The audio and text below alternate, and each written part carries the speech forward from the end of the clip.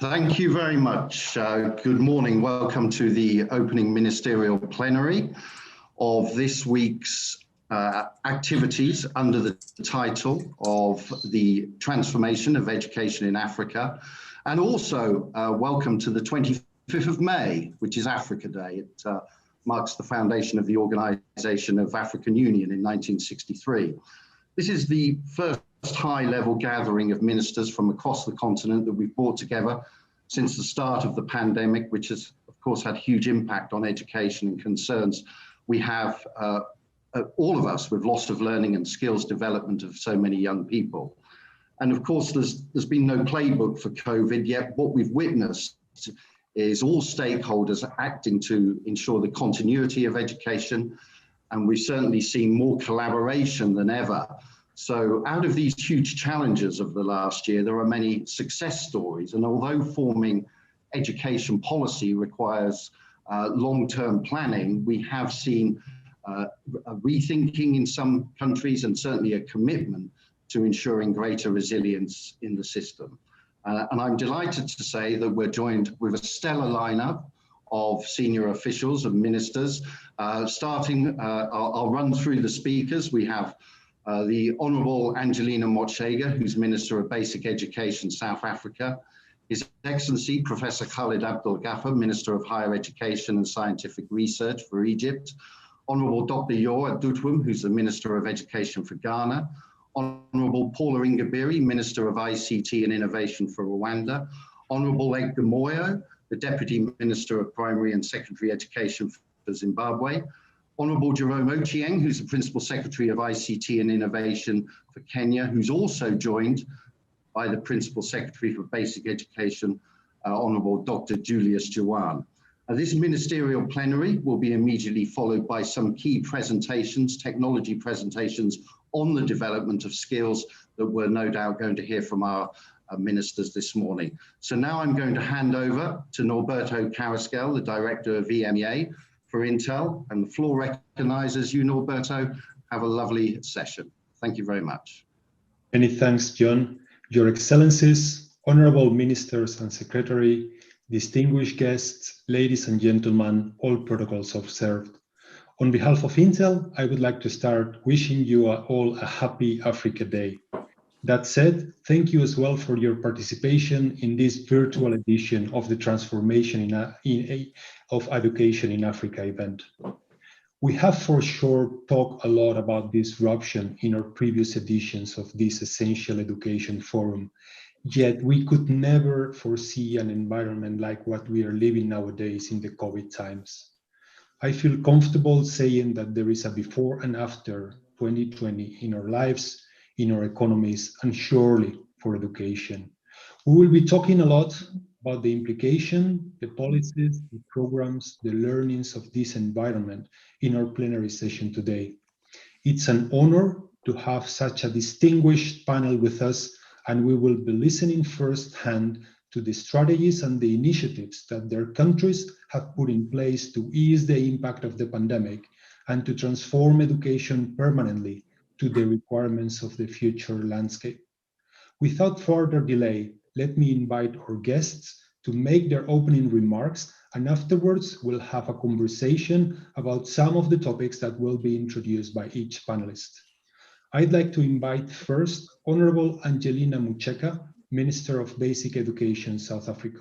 Please, the floor is yours.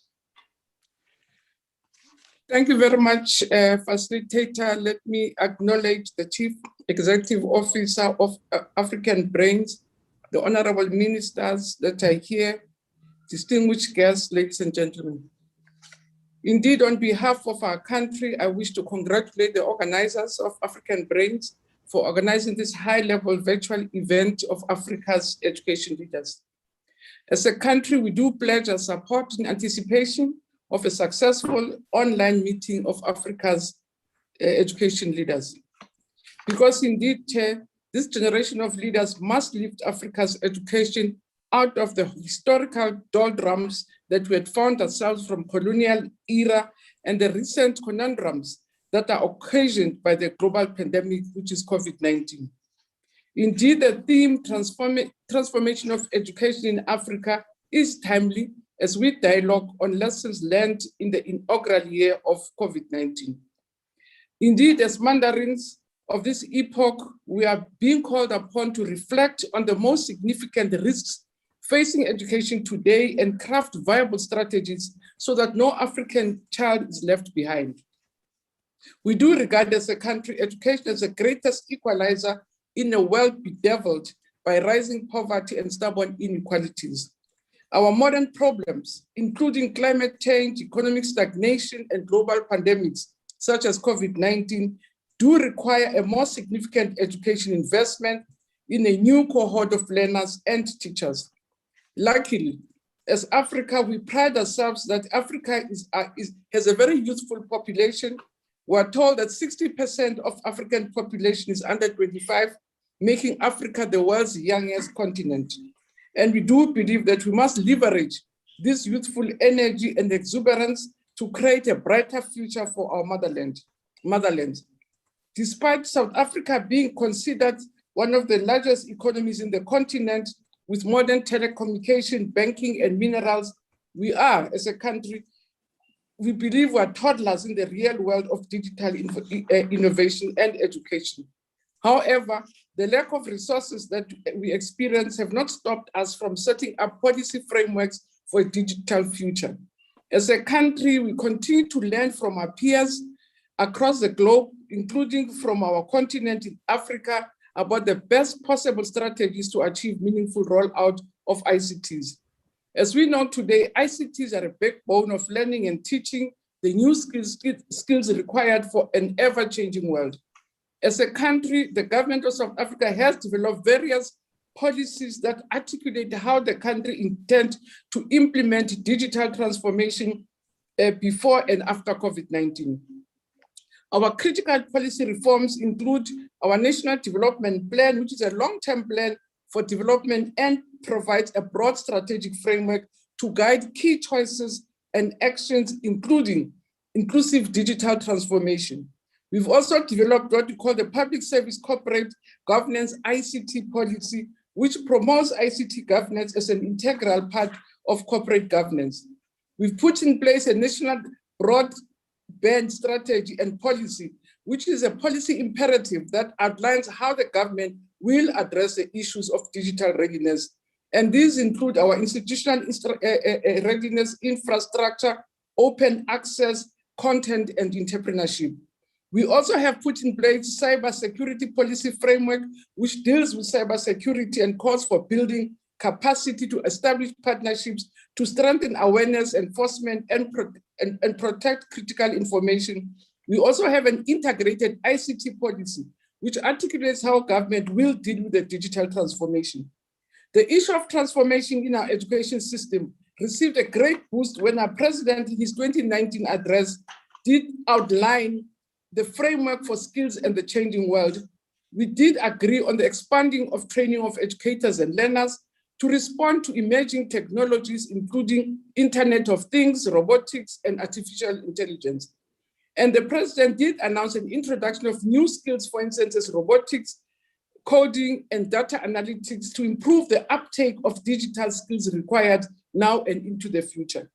I am happy, Chair, to announce that the rollout of robotics and coding in our schools is underway. We have repositioned our skill curriculum for the 21st century education skills as part of South Africa's Vision 2030. We do believe that today's learners must be taught skills that prepare them for the careers yet to be invented. As learners immerse themselves in these digital skills, our research shows that they still need to master languages and subjects such as mathematics, science, and engineering.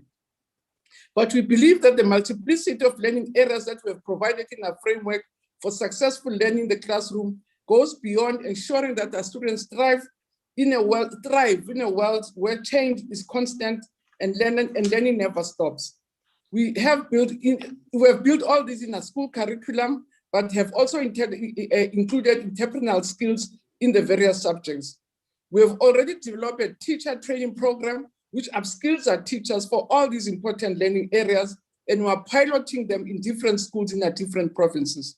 In addition, our school curriculum also offers what we call the 3-stream model, with the technical, vocational, technical, occupational pathways, which have been added to the historical or traditional academic pathway. To introduce a three-stream model, we plan to incrementally focus on what we call focus schools of specialization, which include, amongst others, maths and science schools, technology schools, engineering schools, art schools, and agricultural schools. The grand idea is to offer subjects that lead our children to and prepare them for the world of work. So in conclusion, Chair, it should be noted that in South Africa, we do invest in education to provide learners with the necessary skills and knowledge that we believe will contribute not only to their personal growth, but also to the country and the continental's well-being. But unfortunately, COVID-19 has slowed down the pace of the implementation of some of our education reforms. It's very disruptive. We're not able to have learners coming daily. We have what we call a differentiated timetable to deal with social distancing, and it is extremely disruptive. But we are determined as a country not to let this generation of learners down. We are working through our cabinet to see how we can really claw back on lost time and opportunities that have been created by COVID-19 and taking advantage of what new opportunities is presenting to us. So we would like to really take this opportunity to thank you very much and say we are prepared to work at a breakneck speed to protect what we had gained in the past, but to ensure that we can move forward. We can say as a country we are ready, and we are looking forward to learning from what other countries are doing to enrich the work that we're also initiating as a country. I thank you very much, Chair. Thank you, Honorable Minister. Very insightful comments. We'll want to dig down on a few questions afterwards. Let me next invite His Excellency, Professor Khaled Abdel Ghaffar, Minister of Higher Education, Scientific Research of Egypt. Professor, the floor is yours. Thank you, Roberto, and thank you, John, for the invitation. Excellencies, distinguished professors, colleagues, ladies and gentlemen. The transformation of education in Africa was inevitable due to the impact of COVID pandemic. The COVID-19 crisis has anchored the role of science as a driver for evidence-based decision-making and has forced African educators and policymakers to think differently.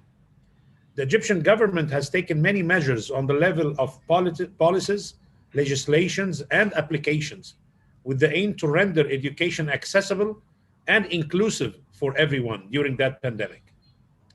The current pandemic represents many challenges as well as opportunities for us all. In this regards, allow me to shed the light on some of the initiatives taken by the Egyptian government during this pandemic. First, as a Ministry of Higher Education and Scientific Research, we faced immediate challenges in the form of all of the sudden closure of all higher educational institutions, technical challenges to maintain the education process, and illness that might happen to staff or students of universities.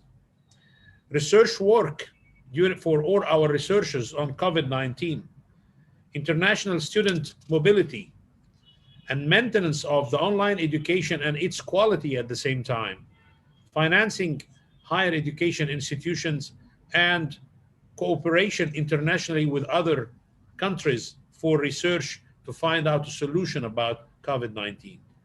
Let me start by the field of education, where we started distance and online learning when we used to overcome this closing of universities, using online platforms, learning management systems, along with the Egyptian Knowledge Bank, which we extensively employed, and we indeed relatively reached a successful achievements during that pandemic. In addition to the National E-Learning Center, which belongs to the Supreme Council of University, which offered more than 750 e-courses and capacity building workshops for academic staff members. Egypt's plan for the post-pandemic period will rely on blended learning with an increasing independency on online along with traditional face-to-face education. While in the field of scientific research, the Ministry of Higher Education and Scientific Research has allocated average of 100 million Egyptian pounds to encourage research progress through the initiative of Apply Your Idea, that aims to find alternative ideas and give an emergency exception to receive innovative technological ideas and solutions to confront the COVID-19 crisis, that led to a generation of a national technology to reach the stage of quantitative production and the reform of university-affiliated hospitals. Moreover, we have also 3 committees within our ministry to deal with the Committee for Viruses, Committee for the Preparation of University Hospitals to deal with the pandemic, Committee for the COVID-19 Research. And to mention some of the few figures in this regards, more than 600 running projects in different universities, 1,368 PubMed indexed research articles in that field, 206 registered clinical trials registered on clinicaltrial.gov, 65 of them are completed, and 141 research or clinical trial related to COVID-19 is still ongoing. More than 500 complete viral genome sequence were reported by Egyptian scientists, and we are also working in 3 local vaccines for COVID-19. Moreover, we were able to launch 3 new national universities and continue with other plans to add 15 new national universities and 7 technological universities to our higher education system, together with 5 international branch campuses within the upcoming 3 years. And the target of the Ministry of Higher Education and Scientific Research within the 2030 vision, we're increasing the global competitiveness index for higher education and training, decreasing unemployment rate among university graduates to total unemployment according to specialization, an increasing percentage of technical education graduates working in their fields of specialization, and boosting Egypt's rank in the World Bank Index for technical education. I think in today's complex world, there is more than and more recognition of the importance of blended learning, multidisciplinary academic areas, and efficient management of resources. We want to nurture that by providing flexibility and an opportunity to navigate how to maintain a strong sense of connection through the changing surroundings. Today, online learning is as dynamic and interactive as on-campus learning. It offers various advantages like being more flexible, accessible, student-centered, interactive, cost-effective, and it offers more global knowledge and more opportunities. But no country seeking real sustainable development and progress can hope to achieve these aims without adopting digitalization to drive the necessary changes. Egypt has given this priority to the ICT sector through developing and modernizing the telecommunication infrastructure, establishment of smart cities and smart universities, enabling citizens to use digital services, as well as spreading awareness about digital transformation. In our hand, the Minister of Higher Education encourages actions that influence the shape of science, digitalization, and interpretation to a broader audience. So digitalization contributes to enhancing education system to promote quality and inclusive lifelong learning for all, and empowering learners to be competent, creative, and responsible global citizens, as well as building resilience among learners and communities through education, with a purpose for a strategy to develop university education programs to match with the recent and most common jobs until 2050. The strategy aims at creating new inter-educational programs to keep pace with the challenges of technological progress and to meet the needs of the labor market in the coming era for many fields. And I will give examples for that. We're working on programs that deals with robotics and robot technology, big data and data analytics, genomic medicine, healthcare experts, artificial intelligence, and system assisting humans, self-driving transportation and Internet of Things, and many other disciplines. To promote new technologies and helping companies create innovative solutions and services through technology days organized by ICT Center of Excellence. And the ministry also envisages a reliable, supportive system conducive to higher education, science, technology, and innovation that would positively help open up new prospects for win-win partnership despite of the COVID-19 crisis and the setback as it had caused. Paradigm shift is in today's world have identified the machine industrial era being replaced by technology and information era, especially in a time of crisis like the COVID-19 we're facing now. Similarly, production process have moved from products to knowledge. Workplace have moved from physical to virtual, and its focus has changed from worker to customer. In terms of education, this means we should create knowledge that is accessible virtually with a focus on a student. As a proud African country, Egypt holds its African relation in the highest regards and has been expanding efforts to strengthen and solidify its connection to its African counterparts.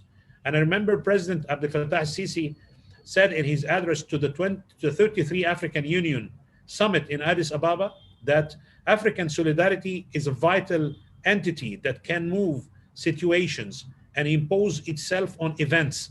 And it's not just a theoretical slogan. Egypt, as one of the educational hubs for international students worldwide, the most important of which are students coming from our fellow African countries, with hundreds of scholarships through our Study in Egypt initiative, and recognizing young African scientists through ASRT different awards. And Egypt as well shared in developing the continental strategy for TVET in Africa that aimed at developing the technical skills and ensure filling the gaps of the professional requirements of our new graduates in the newly introduced digital jobs. I'm looking forward to the interesting discussion that will happen today, and I will finish, and I will wish you a fruitful day, and I thank you very much for your attention. Back to you. Thank you, His Excellency. Let me invite now Honorable Dr. Joe Osei Adutun, Minister of Education, Ghana. Please, Minister, if you can come out into the live camera, and the floor is yours.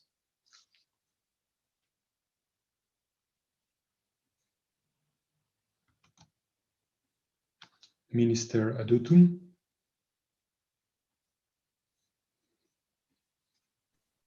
All right. Okay. Here we go.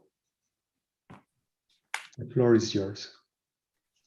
Thank you so much, Your Excellencies, invited guests and participants. It's a great opportunity for me to be on this platform and given this opportunity to speak about what is going on in Ghana and the strides that we've made here.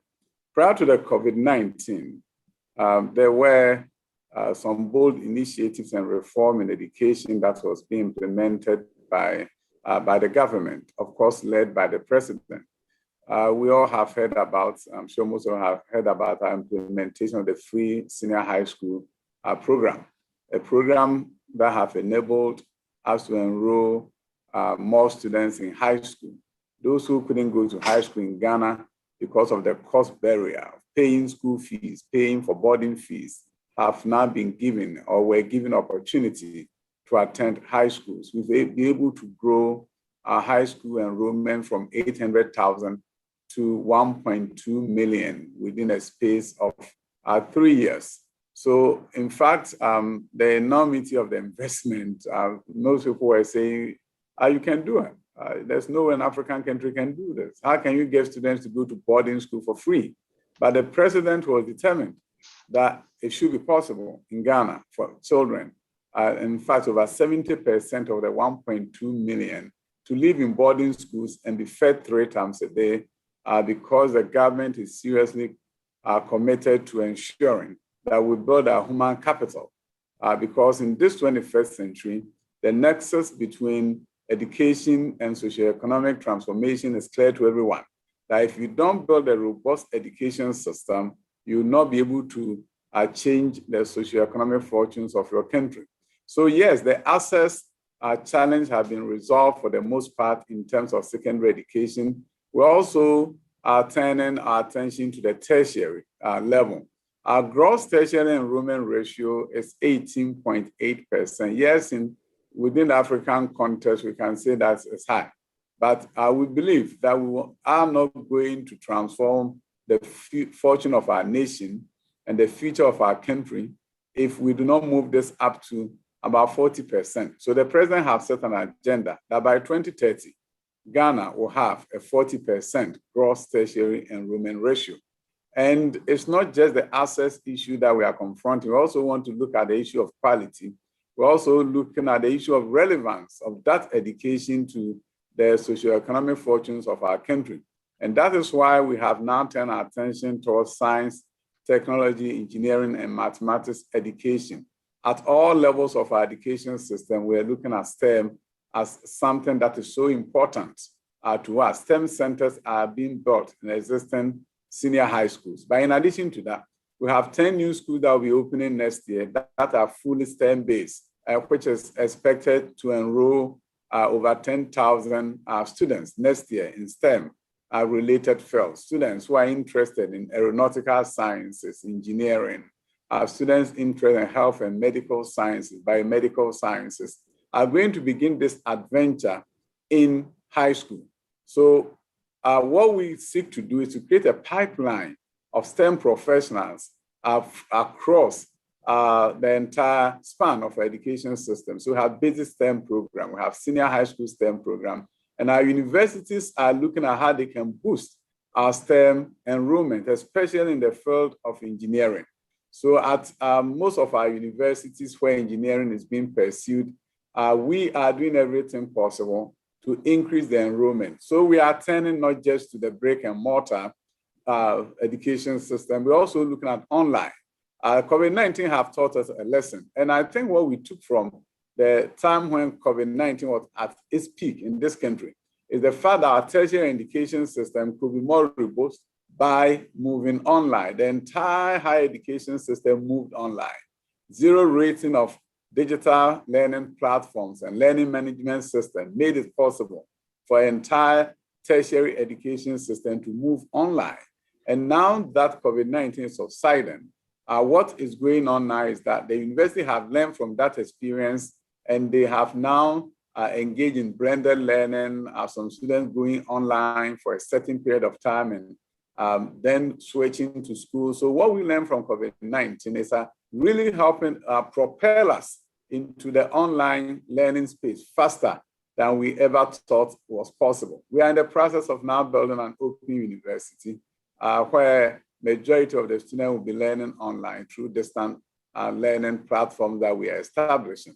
So COVID-19, even though has wreaked havoc on our economy and the livelihoods of our people, has also given us an opportunity to move urgently and to move in a fast-paced manner in terms of online education and digitalization of education platform and the way we teach and learn in our schools, scaling our teachers so that they can offer instruction on TV, offer instruction on radio, and other online platforms have become what we are embarking upon. So if anything, what COVID-19 have taught us is that we needed to do more in terms of digitalization, and now we are doing more. So it has become a blessing in disguise for us in terms of transformation of our education system. As we move forward, the nation is determined that we will realize our socioeconomic transformation through the improvement of education at every level, whether it's the KG level, early childhood education is being reinforced. We are now working to ensure that we strengthen our junior high school education system so that we can truly realize 6 years of education.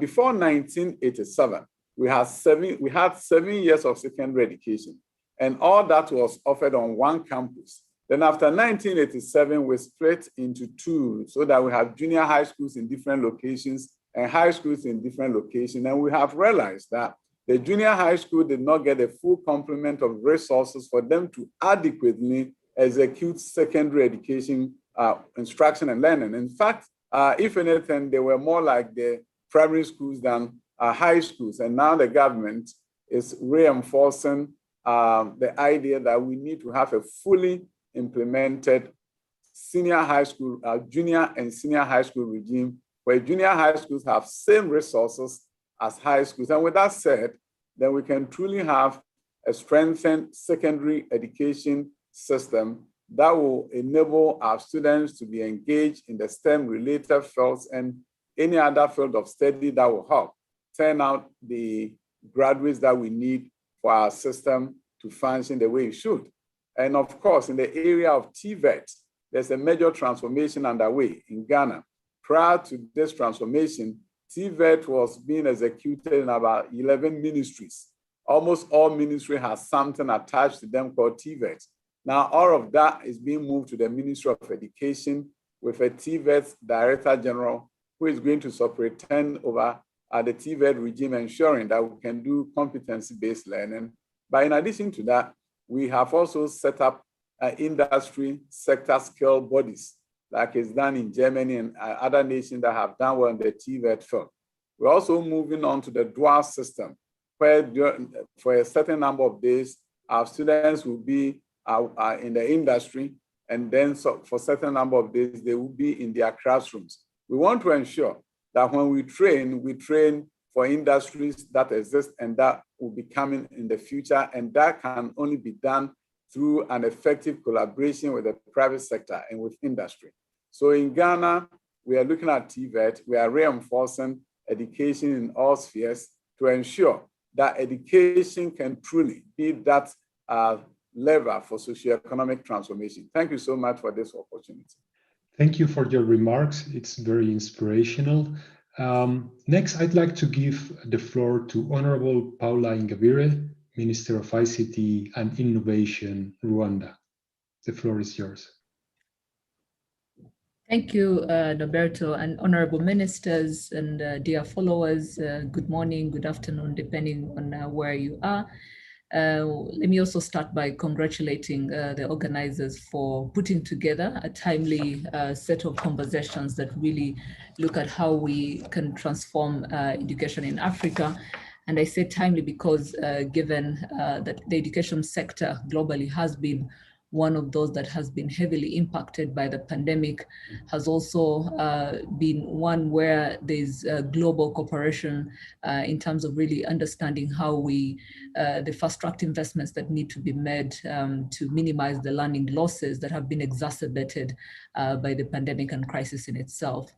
And I think when you look at learning losses, the developing countries by and large were already experiencing learning losses from the education systems that were in place, and that has not and that has been made worse with the school closures, the limited infrastructure. In this case, we're talking about digital infrastructure that wasn't in place to really help shoulder the shock that we were getting as we continue to go through the aftermath or the after effects of the pandemic.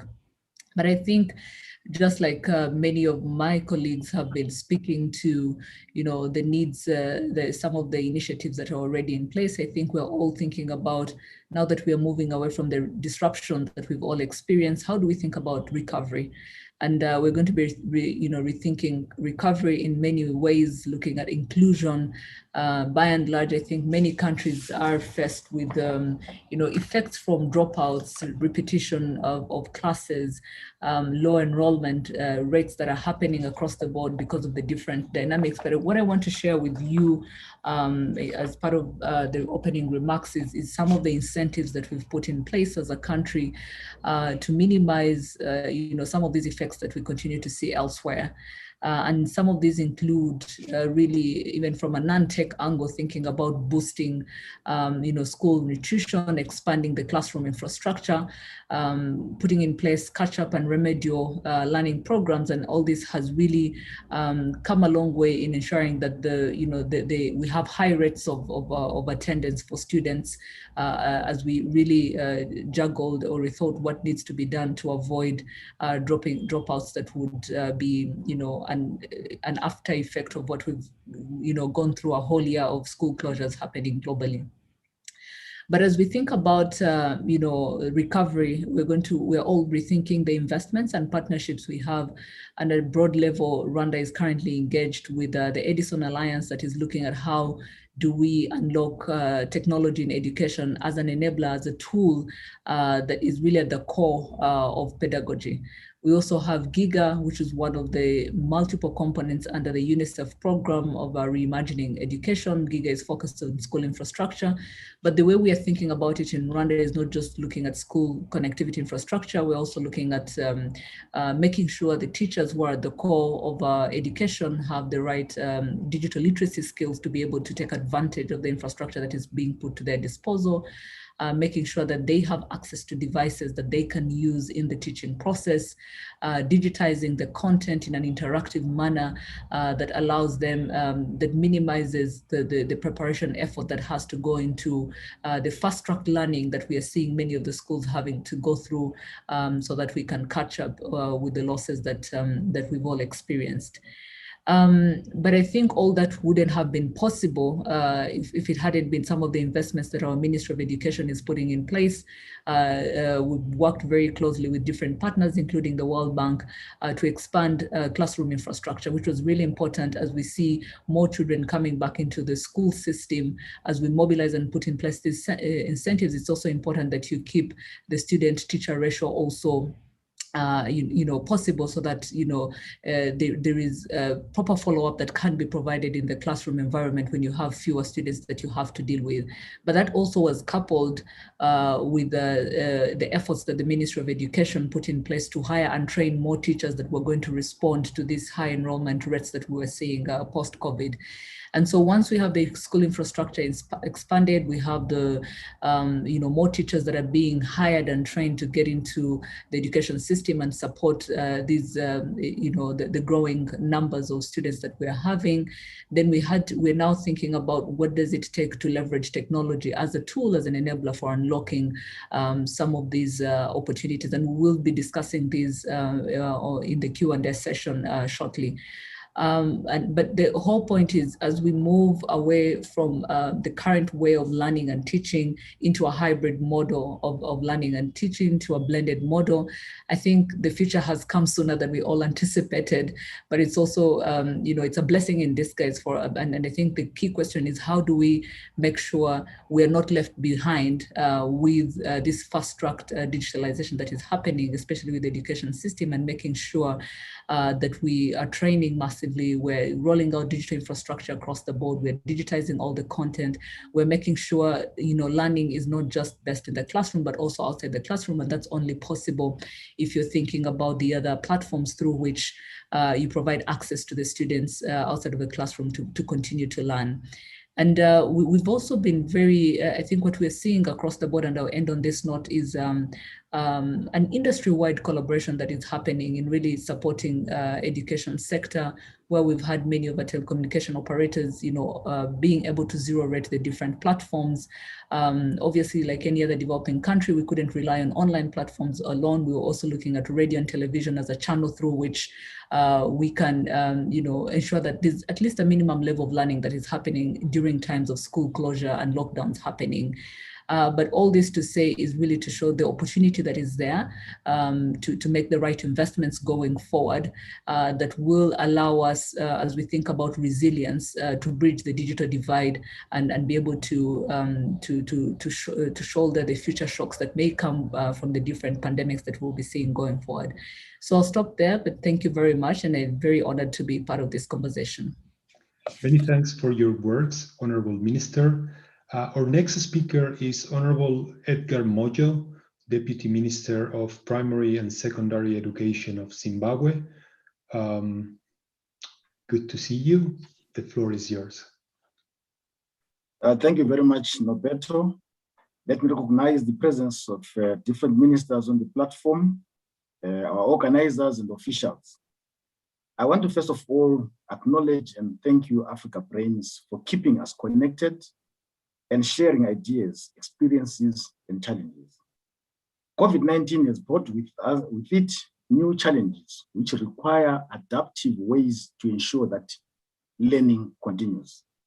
The impact of COVID-19 pandemic on Zimbabwe's competency-based curriculum has resulted in limited time for learners to comprehend, synthesize, understand, and apply knowledge. This has also resulted in reduced continuous assessment learning areas, that is a formative assessment component of the competence-based curriculum, and the time to apply that has been reduced. The other challenge has been the implementation of remote learning strategies, which has resulted in shift of focus from classroom-based face-to-face mediums to distance and online learning. To foster critical thinking and problem-solving skills, teachers are encouraged to use the following techniques, that is project-based learning, blended learning, and collaborative learning. On the acceleration of digital transformation and equitable access, we have resorted to the use of low-tech tools, such as WhatsApp, in synchronous and asynchronous learning, provision of radios, tablets, and cell phones to disadvantaged communities, development of open distance learning modules, that is e-learning materials, the development of radio and television lessons, and the distribution of e-learning materials, radio and television lessons using flash drives and CDs to disadvantaged communities. The impact of COVID-19 on learning loss and strategies there too include learning catch-up through accelerated learning, syllabus compression, double sessioning, alternate attendance to allow social distancing. Because with the very important social distancing systems that we have applied to reduce the transmission of COVID, our classrooms have become smaller. Hence the need now to double session to allow for social distancing. The alignment of examinations to new term calendars. Also our calendars have to change in line with the lockdown regulations that have come into play. So we've had to realign our examinations to fit in the new school calendar. Clinical remediation, that is remediation to support the struggling learners. Enhance the delivery of special needs education and mainstreaming of guidance and counseling services and child protection committees. We understand that with a lot of time that students spent out of school, new behaviors emerged, hence the need to strengthen our guidance and counseling services, and also to institute child protection committees with the resultant practices where young children were being married off. On the upskilling of teachers in digital and new technologies, there has been rapid teacher training programs focusing on methodologies of conducting remote learning. Radio lesson training, which we've been doing together with UNESCO, and our teachers have been producing these radio lessons. Open distance learning, also in collaboration with UNESCO, and online learning. There's also been resuscitation of learning area platforms, which act as hubs for knowledge sharing and collaboration. These learning area platforms are what you used to call subject panels. So we have our teachers in those groups so that they share ideas and the strategies in the delivery on the new learning areas. The role of industry, operators, and technology providers. The ministry is in constant negotiation with mobile operators to offer cheaper and affordable services to support online learning. The local industry has been called on to accelerate manufacturing of devices. Some of these factories have earmarked to produce roughly about 15,000 devices at the end of this year, and the majority of these devices shall be going to schools. The Ministry of ICT is providing infrastructure to support online learning. Let me end by sharing success stories in Zimbabwe and innovations in ICT integration. On the connectivity side of things, we now have 1,615 primary schools connected out of 6,671 primary schools. We also have connected 1,278 secondary schools out of a total of 2,954. So the total percentage connection now stands at 30.6% of schools. On the electrification side, that is the provision of energy to support online learning, we have 3,777 primary schools with power out of 6,671 schools in the country, primary schools in the country. And we also have 2,012 secondary schools with power out of 2,954 schools in the country. And that puts us at 60.15% of schools that have power. Now, on the e-resources platforms, these are the following platforms that we have set up, some of them in collaboration with our partners. We have the Ministry of Primary and Secondary Education e-learning platform, which we have put up together with UNESCO. The Learning Passport, also together with UNICEF. We also have the ministry platform, which we call the EMEA, the Profuturo, that is an offline e-learning platform, the Ruzibo e-learning platform, and the Odilo library. So these are some of the platforms that we have initiated to promote e-learning as a result of reduced learning time, which has been caused by the advent of COVID-19. I would like to thank you, organizers, for giving us this opportunity to share ideas and solutions in trying to keep education going and not leaving anyone behind. I thank you. Fantastic. Thank you, Honorable Deputy Minister. And finally, let me invite Honorable Jerome Ochieng, Principal Secretary of ICT and Innovation in Kenya. The floor is yours. Thank you very much, Nobato. Let me start by recognizing Honorable Ministers present, Honorable Deputy Ministers present, colleagues, Principal Secretaries present, senior government official, distinguished participants, ladies and gentlemen, all protocols observed. Good morning or good afternoon, depending on your time zone. Indeed, thank you for this opportunity to participate in this very important discussion on transformation of our education sector through the use of ICTs. Indeed, it is a discussion that is made even more important due to the current coronavirus pandemic situation that has affected millions of school-going children.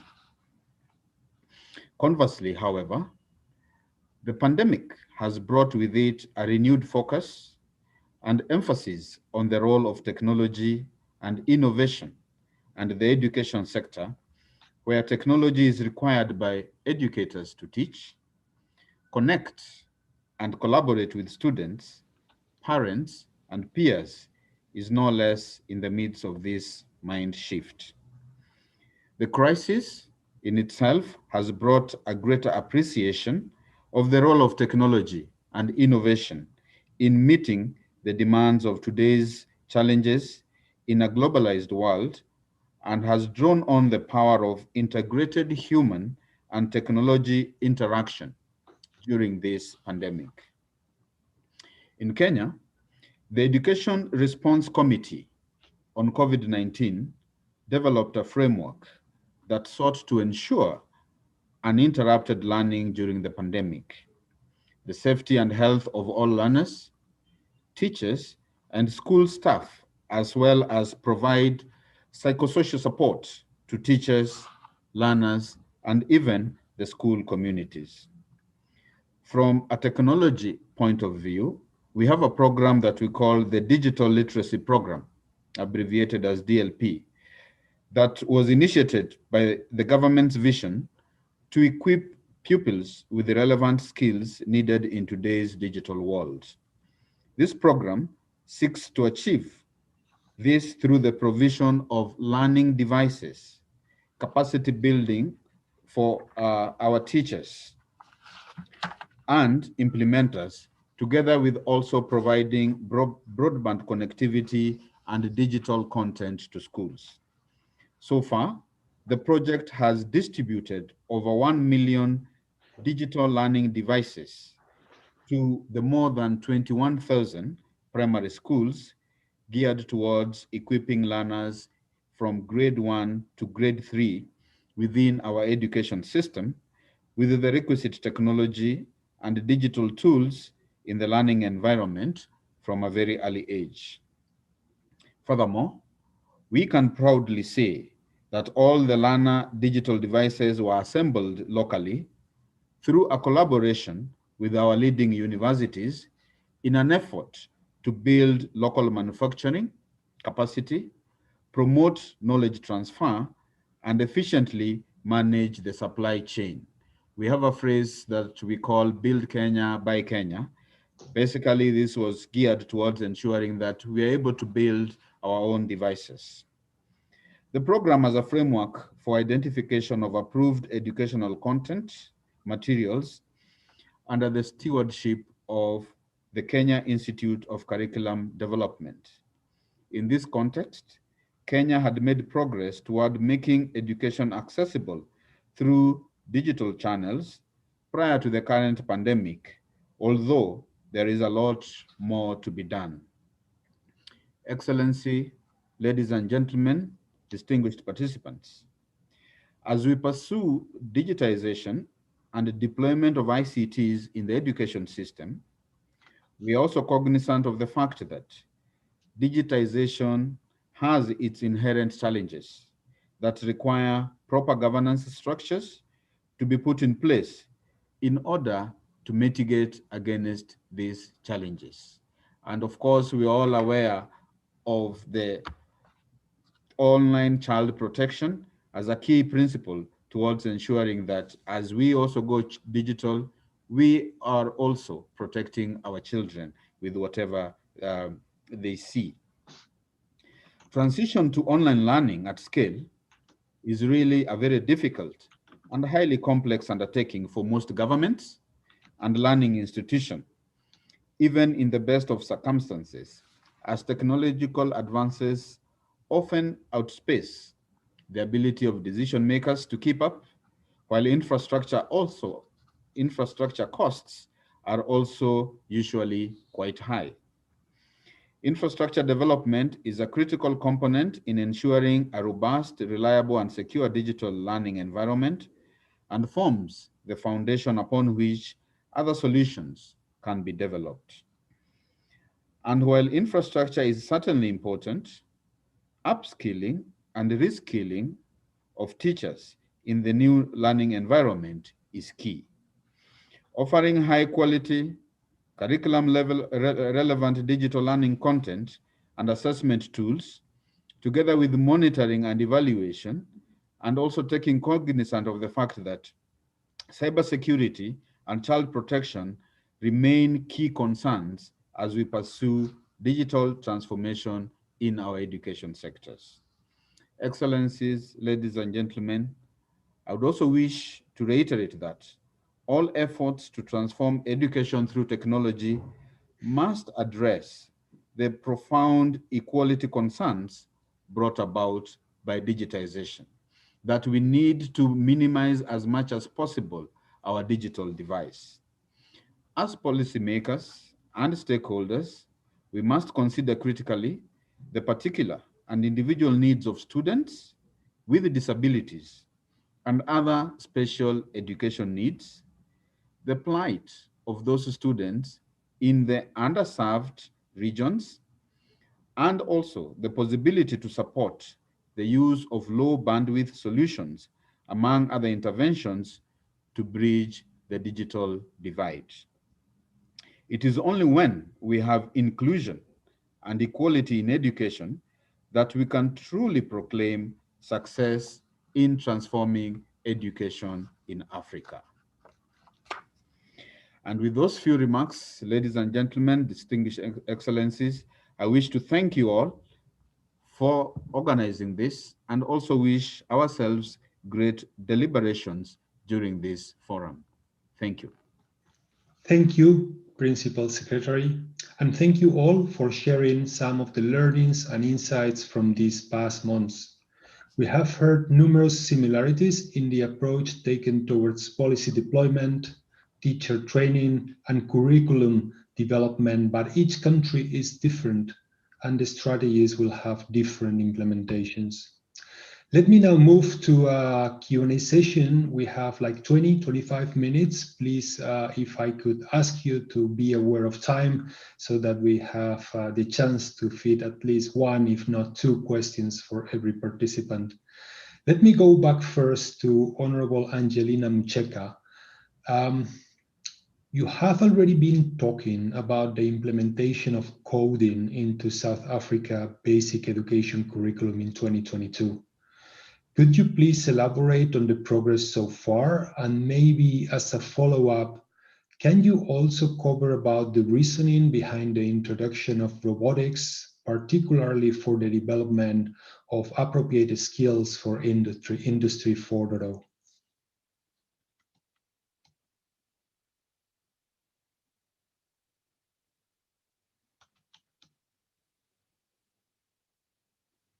Minister Motshekga. Oh, Chair, I'm sorry. My system is quite disrupted. Can you kindly repeat the questions? I'm very sorry about it. Absolutely, Yeah. No problem. So, I was saying that you have already been talking about the implementation of coding, right, for the education curriculum in 22.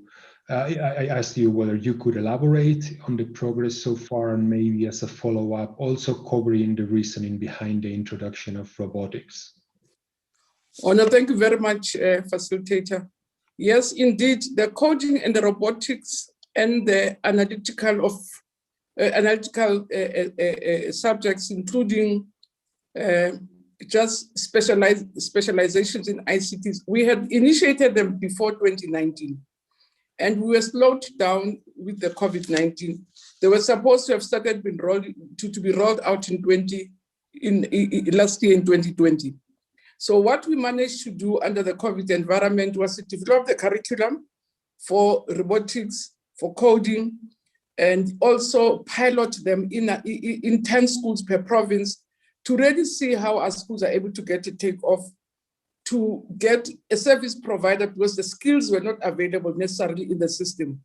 We worked through, and we're very lucky that our ICT industry, or Microsoft, coordinated all scientists in the country from universities to help us with the curriculum, to help us with training, to also ensure and help us with the monitoring so that when we roll out the curriculum, it will have been tested, people will have been adequately trained, we will know what the resource skills are and what the resource needs are. So last year, we were able to do all that because it was a bit quiet with the lockdown. So we're able to do lots of work quietly. So this year, what we have started doing then is to roll it out in schools. We have taken the curriculum, because we're happy now that the curriculum has been panel beaten properly.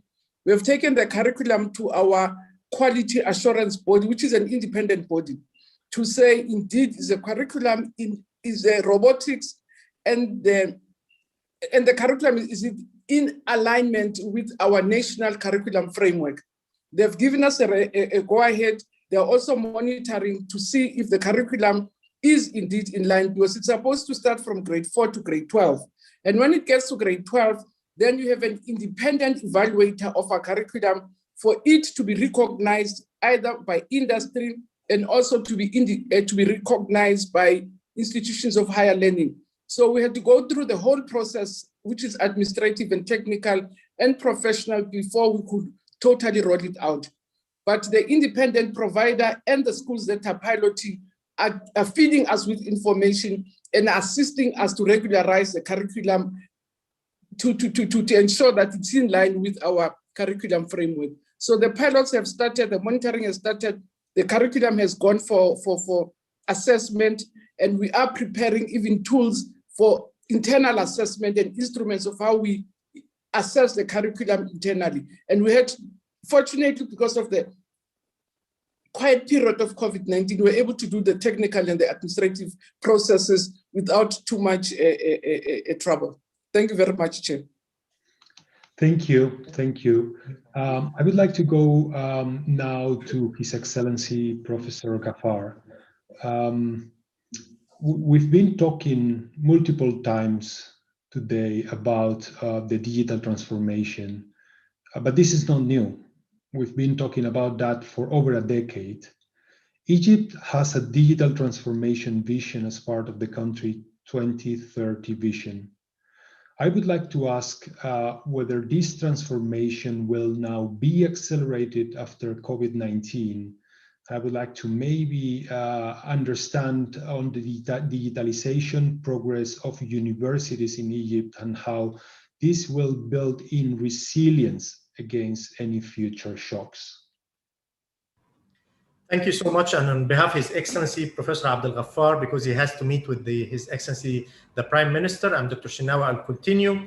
And actually, thank you so much for this question, which is very important in this era of the pandemic of the COVID-19. And as you mentioned, Mr. Moderator, the work of the Egyptian universities digitalization began years ago, more than 40 years ago, and continues toward the fourth generation smart universities of the future. And actually, this was done according to a national reference architecture, which is the Smart University Reference Architecture, SURA. And digitalization is an integral part of the university systems in all aspects of education and research, both on the technical and administration levels. And there were 6 main capabilities in this regard, which are smart learning, smart assessment, smart classroom, smart support, smart operation, and smart campuses. And these were our pillars. And there were a lot of change drivers and opportunities. And these were the digital age and emerging technologies, competition and marketing positioning, accreditation requirements, both national and international, resource efficiency, government directions, and internationalization. And as you mentioned, there were some milestones during the digitalization in Egypt. It starts in early 1980s with the connection with the US universities. 1987, the Egyptian University Network Global Network Access with high speed. 2002, the Higher Education Enhancement Program, the HEEP, and the start of the Information and Communication Technology Project. 2010, with the Electronic and Knowledge Service Center in the Supreme Council in Universities. 2017, the National Initiative for SIS, LMS, and Electronic Exams, and 2019, a National Smart Universities reference as a framework. And the pillars were the infrastructure, digital contents, e-learning, and automation. And actually, the core value for these were the responsible freedom, the independence of the universities to eliminate all the factors that could impair its scientific and intellectual progress, excuse me, creativity, the universities encourage individual and collective creativity, transparency and circulation of information. And this, our universities believe that it cannot achieve its goals without the transparency and disclosure. So therefore, it allows efficient distribution and circulation of information, participation and teamwork, fairness and quality and excellence. And here we understand the current and future needs and experience of its stakeholders, and it's committed to meet the expectation of all beneficiaries, whether students, graduate, or teaching staff, and job market, and the administrative body. And actually, there were a lot of challenges with the COVID-19, but also there was a lot of opportunities. And I could tell you that although there were a lot of challenges with the COVID-19, but it helps us in expediting this digitalization transformation and approving more with the committee in the Supreme Council to approve the online education as accepted now in Egypt in many areas. Thank you so much, and back to you. Thank you. Thank you for your words. Changing challenges into opportunities, that's definitely a great must for all of us. I would like to go to Paula Ingabire, Honorable Paula Ingabire. Rwanda has role modeled education strategy definition and furthermore, I would say execution. Given the economic pressures along with expenditures on healthcare, what are the planned investments and initiatives being made to extend the nationwide connectivity and ensure more equitable access that can support digital education? Thanks, Roberto. And maybe before I quickly jump into answering, let me just use a minute or less to just sort of share what is already in place that serves as an anchor for some of these future investments or programs that we are rethinking as we want to expand the digital infrastructure for schools. So as a starting point, we've already digitalized the national curriculum from pre-primary all the way to secondary schools, including the teacher training curriculum. And this was work that was already underway 3 years ago, but obviously given the crisis that was looming, like I said, the whole effort of fast-tracking the digitalization process enabled us to digitize the remaining bits to allow for equitable access across the board.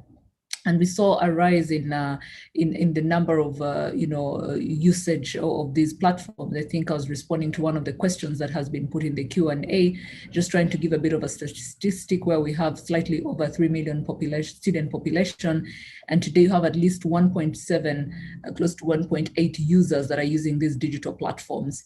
And so I think we still start to see growth. Obviously, when we talk about expanding digital connectivity, right now, we're talking about that in the realm of school infrastructure. But if we're talking about hybrid or blended learning, we now need to think about last mile connectivity more holistically, because once students are not at school, they're at home, they're in their communities, do they have the connectivity that is required for learning to happen, to be able to access some of these platforms? And yes, part of the work that we did, knowing that last mile is, we still have huge gaps in terms of last mile connectivity. We have many homes that are not well connected to the internet. That's why we had to come up with zero rating of platforms. But when we talk about resilience and sustainability, we then have to rethink last mile connectivity in a way that this learning is happening beyond the schools, beyond the classroom, and that's also ensuring that there's affordability of this infrastructure at a household level. What we are also doing now, I want to get back into the question that you're raising, which is really around what are some of those planned investments that we're really putting in place and thinking about as we design nationwide connectivity. Starting with the school bit, what we're looking at is we already have a program that has been going on for the last 3 years, which is called the One Government Network. It's a program through which we increase broadband access by connecting schools, and among other institutions, we're looking at also grassroots level government institutions, because a lot of our services in Rwanda are all provided online. And so really looking at schools, healthcare facilities, and all to connect them. But this One Government Network has been one. But the other one I did mention earlier in my opening remarks about GIGA, which is an initiative we're doing with the UNICEF and ITU. Today we have about more than 4,000 schools, combined primary and secondary schools. And with the One Government Network, we're able to connect about 2,400 of those. And so the other half that is remaining, we want to work with UNICEF and ITU to provide robust connectivity solutions to these schools that will allow for this blended learning. But maybe let me also mention that for the past 6 years as a government, we've also been investing in smart classrooms. So again, to your point of it's a limited envelope, the priorities are too many. You have healthcare that that we're dealing with post the crisis, but also other sectors that are needing financing. We had to come up with a model where we're doing 2 smart classrooms per school. The intention and the vision was eventually every classroom to be a smart classroom where students are using devices to access material and learn and even test using these devices. But now it has become more than ever important that we fast track these investments to move away from just 2 smart classrooms per school to just allowing for every classroom to be a smart classroom. And when you have 2 smart classrooms per school, you're essentially saying maybe every student on average has about 2 to 3 hours a week to interact with this kind of infrastructure. But if we're thinking, if we're talking about digital literacy in this 21st century of learning, it means that these digital tools that we are putting to their disposal must be the new way of learning and teaching, and they should be engaging with it in every subject on a daily basis. And so this is really the kind of investments and partnerships that we're trying to put together as we work with various partners. Then obviously, we've also had what we call the Smart Education Network, which really looks at how do we redesign the network capacity to serve the needs that we're looking for.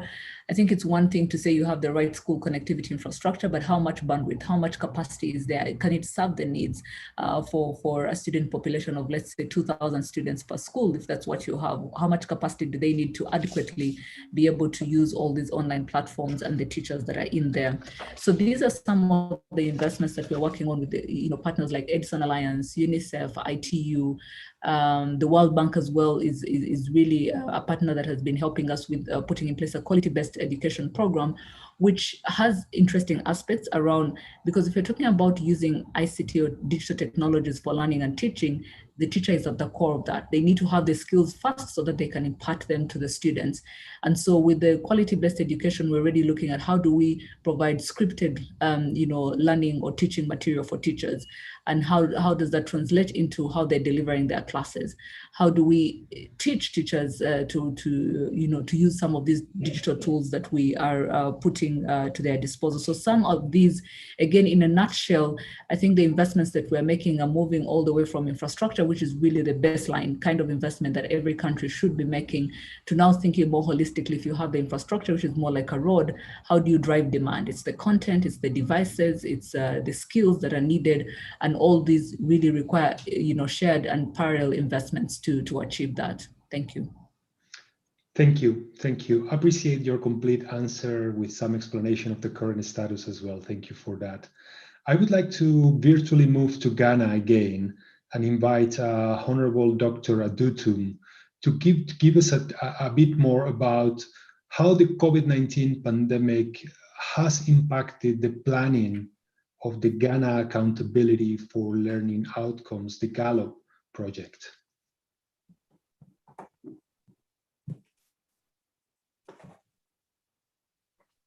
Thank you for the opportunity once again. The Ghana Accountability for Learning Outcomes project, sponsored by the World Bank, seeks to improve the quality of education in low-performing basic education schools and to strengthen education sector equity and accountability. Under Galal, the following government identified initiatives are being focused on under 4 original components, which was later on increased to 5. 1, strengthen teaching and learning through support and resources for teachers.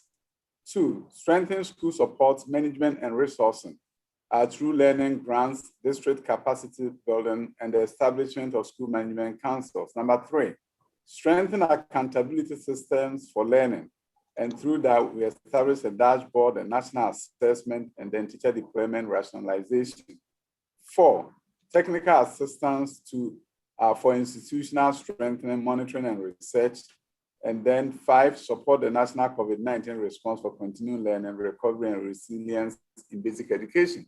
So yes, with all these things planned before COVID-19, there had to be some adjustment in terms of the strategy to ensure that these are accomplished. A number of things are now being done online.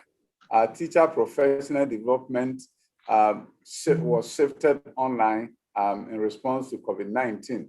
Also, there has been an emphasis on development of wash facilities in schools in response to the COVID-19 pandemic and its impact on teaching and learning in our schools. So as a whole, we can say that 70% of the project was not inhibited so much by COVID-19. About 30% that was struck so hard, we had to find a way to change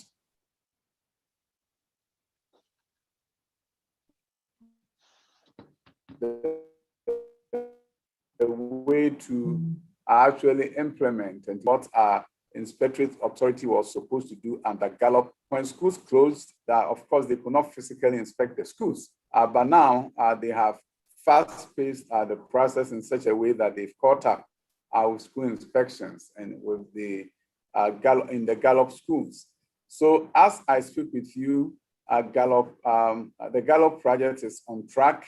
Areas that we needed to make amends have been made.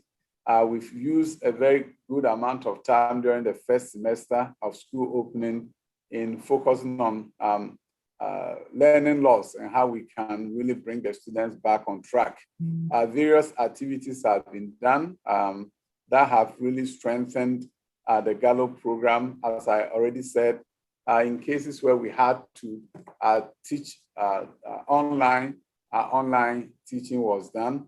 And in situations where professional development has to be shifted online, that has also been done. We are in the process of developing a learning portal for our teachers where they can go in and on their own learn certain aspects of technology integration in teaching and learning in our schools. And that is currently being done. So yes, COVID-19 briefly stopped certain processes, but we are now back on track and we are moving forward with Gallup in partnership with the World Bank. Thank you. Thank you. Thank you. Appreciate your answer. We have like 8 to 10 minutes before closing.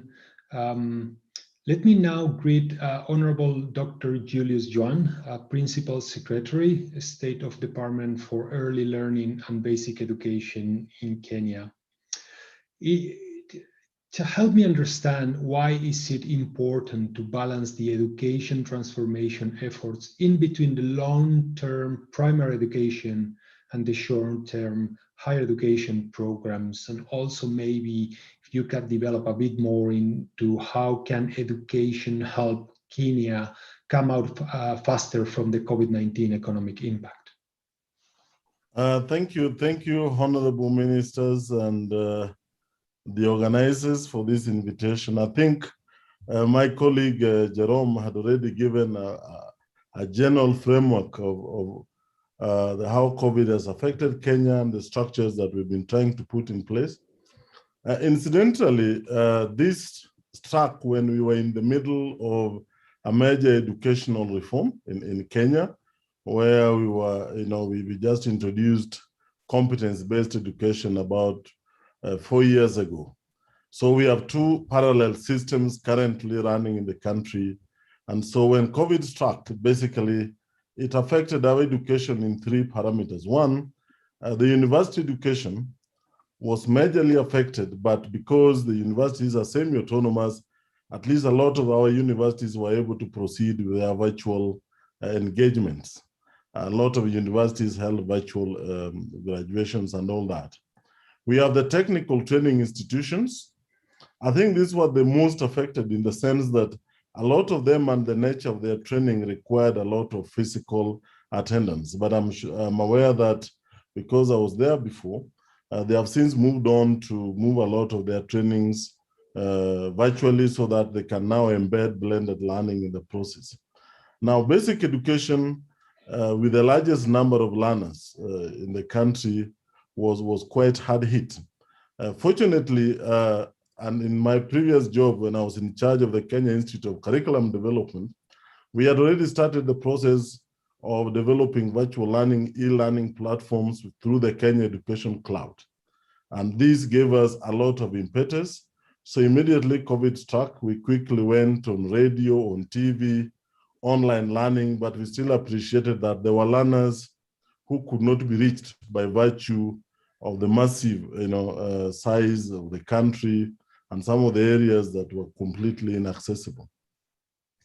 Now, when things started getting better, the government came up with a very specific programs. One of them is including teachers among security officers and health workers as frontline workers.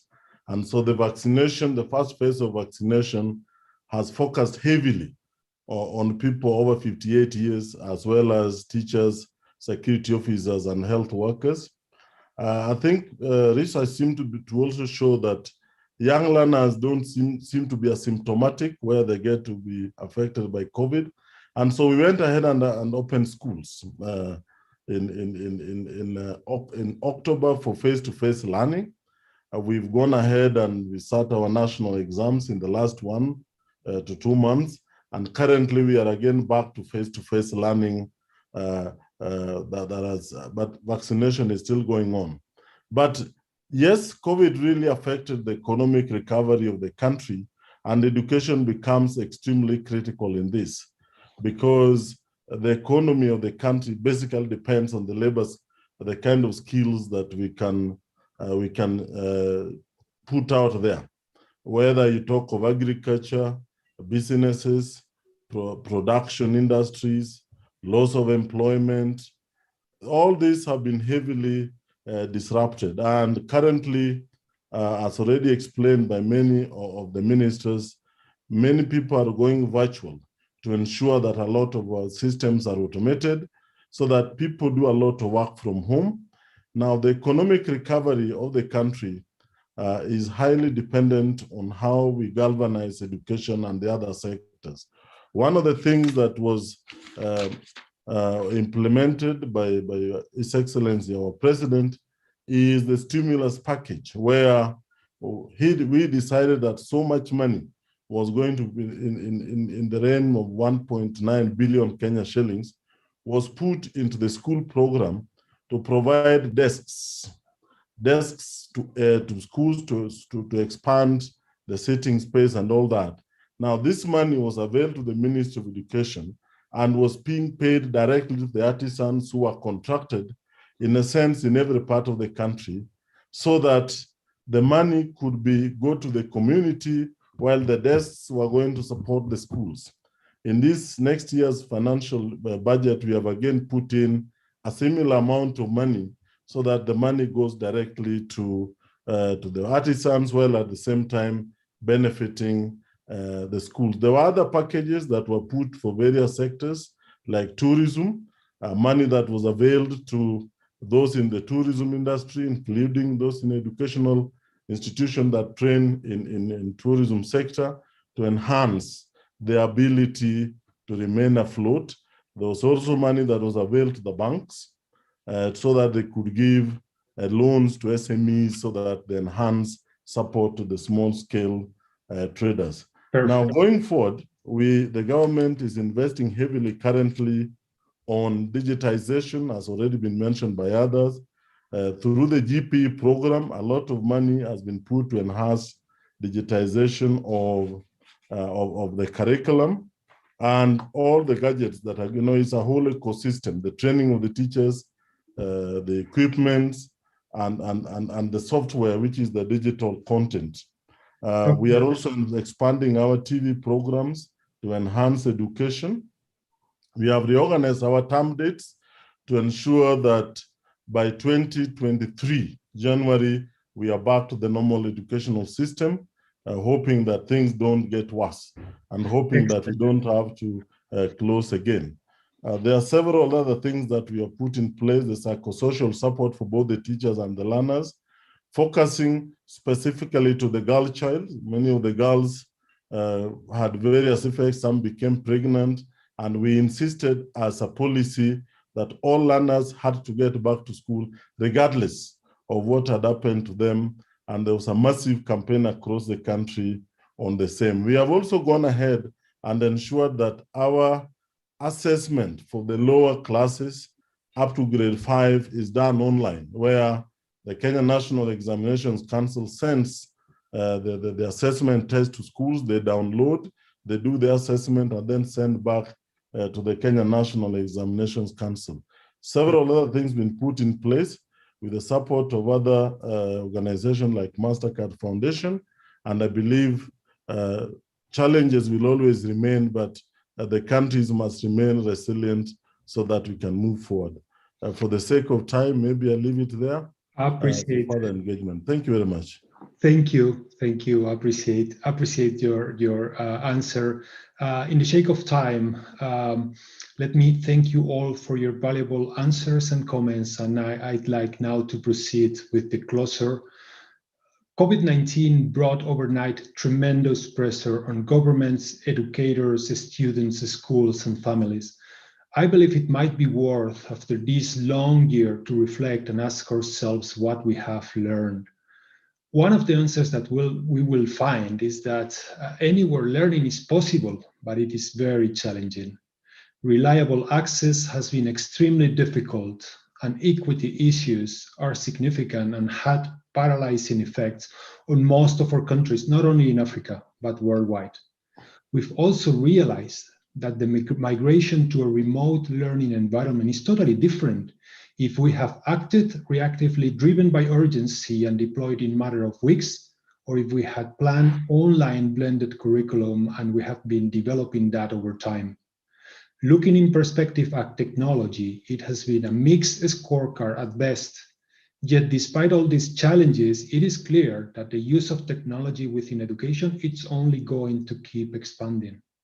For hundreds of years, educators have used books, paper, pencils, reliable and robust tools. Any technology resource needs to be just as reliable, just as easy to use, and be able to provide richer experiences that prepare youngsters for a better future. It is the role for us in education sector and edtech industry to take a step forward and provide solutions. For example, we in Intel have developed a model framework for technology in education that is built to be as robust as pen and paper, to deliver reliable, secure access to learning resources and help ensure richer experiences that build skills for tomorrow. The name of this program is Intel Skills for Innovation Framework, and many of you have already heard of it in parallel sessions. It envisions a world in which students learn the skills necessary to meet the shifting landscape of a fourth industrial revolution job market, where they are empowered to be innovators as they prepare for, imagine, and create the jobs of the future. The framework helps educators and decision makers to integrate technology activities into everyday teaching and learning to build the essential skill sets and mindsets. Multiple approaches have been shared here today that make me feel comfortable we have a brighter future. I invite all the audience to consider planning for the future, not the future pandemic. Ladies and gentlemen, we would under normal circumstances have met face to face. And what we are doing today is taking reality and breaking all boundaries. I would like to thank the Africa Brains team for having put this event together and again demonstrate the commitment to the youngest continent that has the biggest opportunity to shine and be the leading workforce of the world. Thank you all again for your time and valuable insights. Let me go back to Jean. There you go. Thank you very much, Norberto, and thank you very much for to all our ministers and high officials from South Africa, Egypt, Ghana, Rwanda, Zimbabwe, and Kenya. I can't believe an hour and a half has passed so quickly. We would have liked to ask some more questions. We're staying live, everybody. We're going to touch on the technology relating to skills development. But while we're still here, we do have time just for a couple of closing comments. So why not? And I see Honourable Paula Ingabire, the Minister of ICT and Innovation for Rwanda. Something to look forward to, Honourable Minister, in terms of blended learning and the consequences of how Rwanda's dealing with.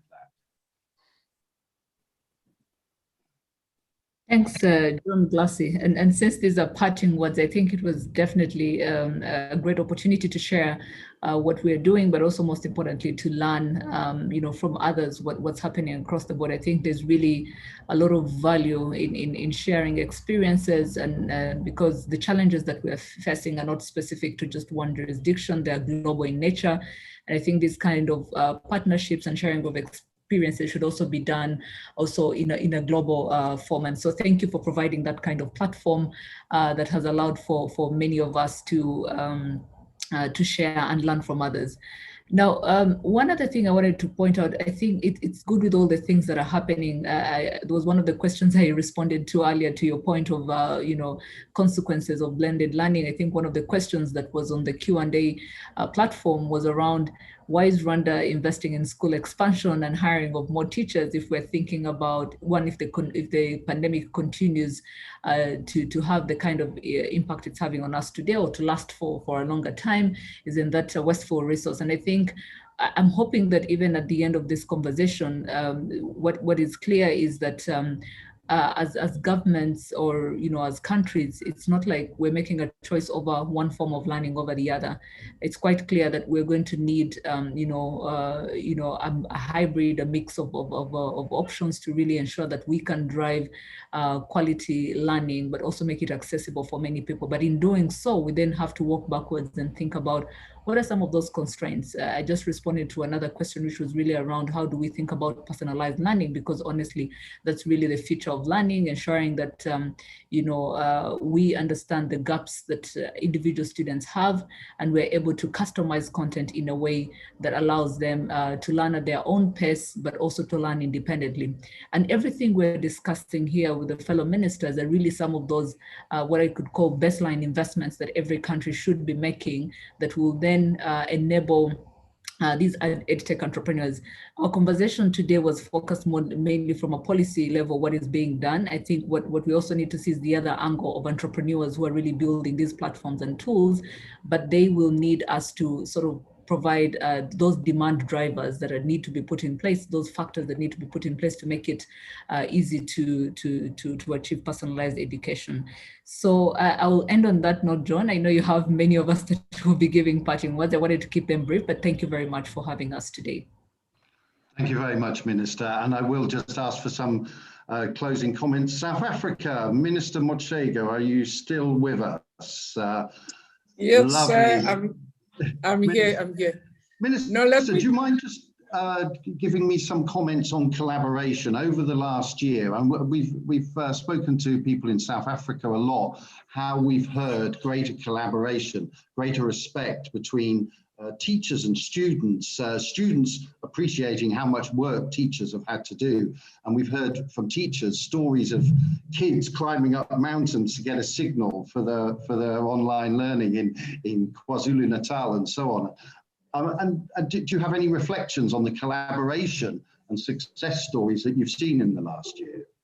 No, actually, COVID, with all its difficulties, it also brought very good and explored areas that we never thought of before, because more than any other time, we felt we needed each other more. For instance, immediately, I think after March, April, there was the pressure from the community that kids have to go back to school. We're more worried about the social impacts of keeping kids away from school for a very long time.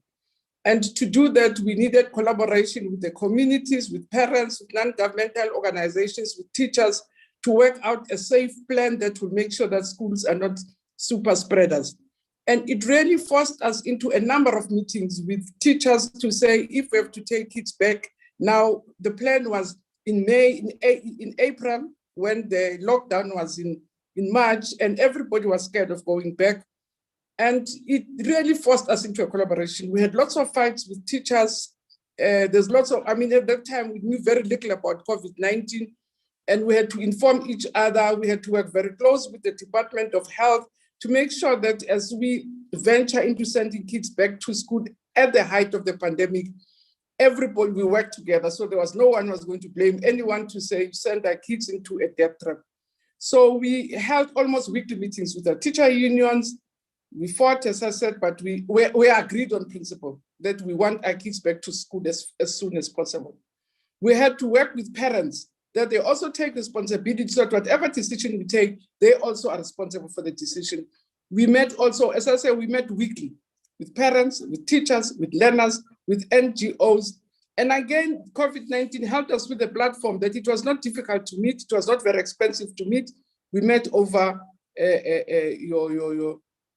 your platforms, and we're able to collaborate a lot. But it also, as I say, helped us to bring lots of strengths that were there. Unions were able to bring in their research capacity. They were able to bring in whatever support capacity they had to make sure that we work together. And fortunately, that collaboration continued. And as I said, no one wanted to be left behind. Even your radios, your televisions, everybody wanted to be part of the party. When we were preparing our matriculants, we had for the first time, we had what we call Woza Metric, Come Metric, Save the Year of 2020. We had so many support professionals came forward to help with extra classes over weekends when we couldn't teach. The ICT sector came on board, your TV, your radios. As I said, that collaboration helped us organize even sectors that we never worked with. But as I say, everybody felt compelled to be part of this collaboration. The private sector also, even in the difficulty of your economic meltdown, they also didn't want to be left behind. The hotel sector, which was not operating, they felt that they could give us places for camps, just to really keep themselves going, to keep their premises clean and functional. And indeed, that collaboration is continuing up to now. We want to bring more, because currently we have I think the Minister of Kenya explained it, we have or of Zimbabwe rotational classes, and it's not working very well with us. So we're back with those talks to say, if we are to send our kids back to schools, what are the threats? The biggest threat that we're agreeing is that teachers, being adults, will be most affected. So we've asked the Department of Health to prioritize teachers in the vaccination, because we now are, I think the world knows that kids are less of super spreaders, less of threats. People are more threatening their teachers. But again, through that collaboration, we're able to get the nation talking, so that it's not ourselves as the education department confronted with problems of children on our own, but the whole nation gets talking and they take responsibility for whatever decisions that have to be taken. As I said, the platforms have been very helpful. We're able to meet 4 different organizations a day, so it really works much more easier. And it's one thing that we've also benefited from the COVID, but as I say, yeah. Thank you very much, Minister. And you've also put a special emphasis on special needs education as well. You want to make sure in resonating what you say about nobody being left behind, yeah? Yeah. And we had to work with the special education sector much more closer, because we knew that there were issues that we would not be able to understand what kinds of protective clothes that they would require if we send them to school with the crisis, with the threat or with the tension that COVID-19 brought. What do we do? Those organizations, both the parental organization of children with special needs, the organizations working in that sector, came closer to guide us and assist us, and also volunteer to make sure that indeed no mistake happened as we were forcing to have schools open. Because as I say, we really felt that we were risking huge juvenile delinquency problems. One of my colleagues said teenage pregnancy, juvenile delinquency, hung up because we do feeding in our schools. Your health facility, I mean, we do, even all the other health programs are done through schools. And we felt that keeping kids at school would really compromise both health, education, nutrition, but also take us back in terms of our learning and teaching goals. But we worked very close with that sector, and it helped us a lot. Lovely. Well, thank you very much for those comments, Minister. And of course, thank you for joining us today. We're going to close, but I'm going to ask Dr. Julius just to close for 1 minute. I'm going to put you on the spot, Dr. Julius, just to close this meeting. But just for 1 minute, Kenya has done an amazing job with its digital literacy program.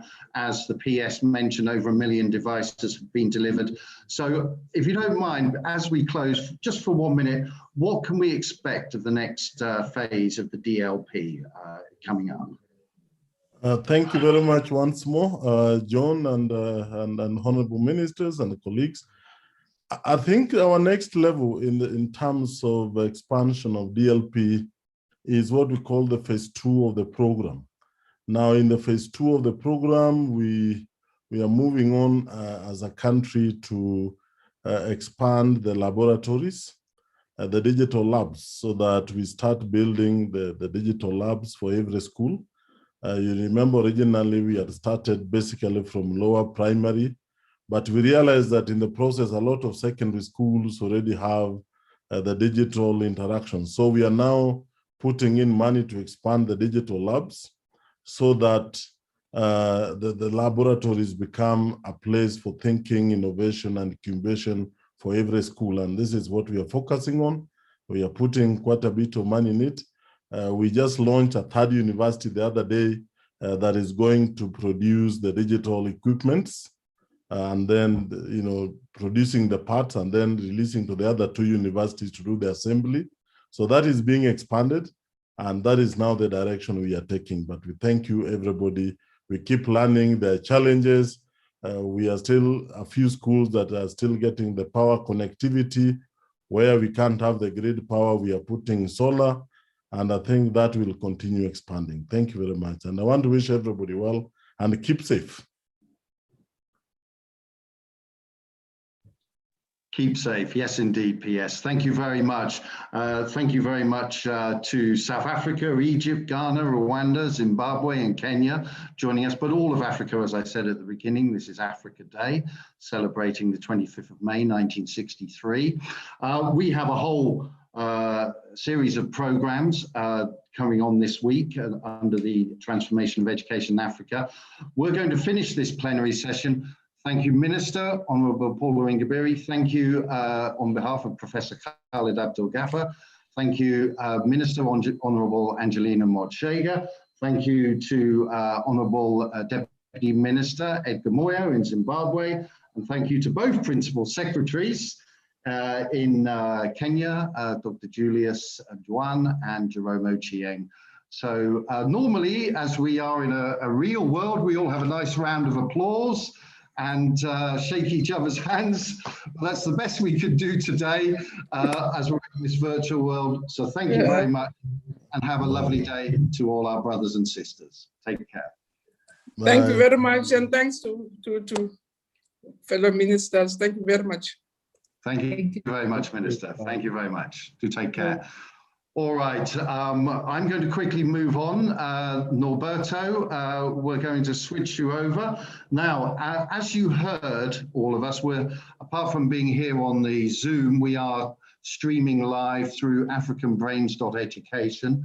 Now, those many ministers spoke of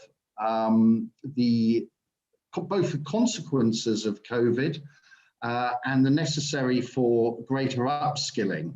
And there are so many consequences that we're going to see. When we talk about upskilling, it could be the upskilling of teachers in new and digital technologies.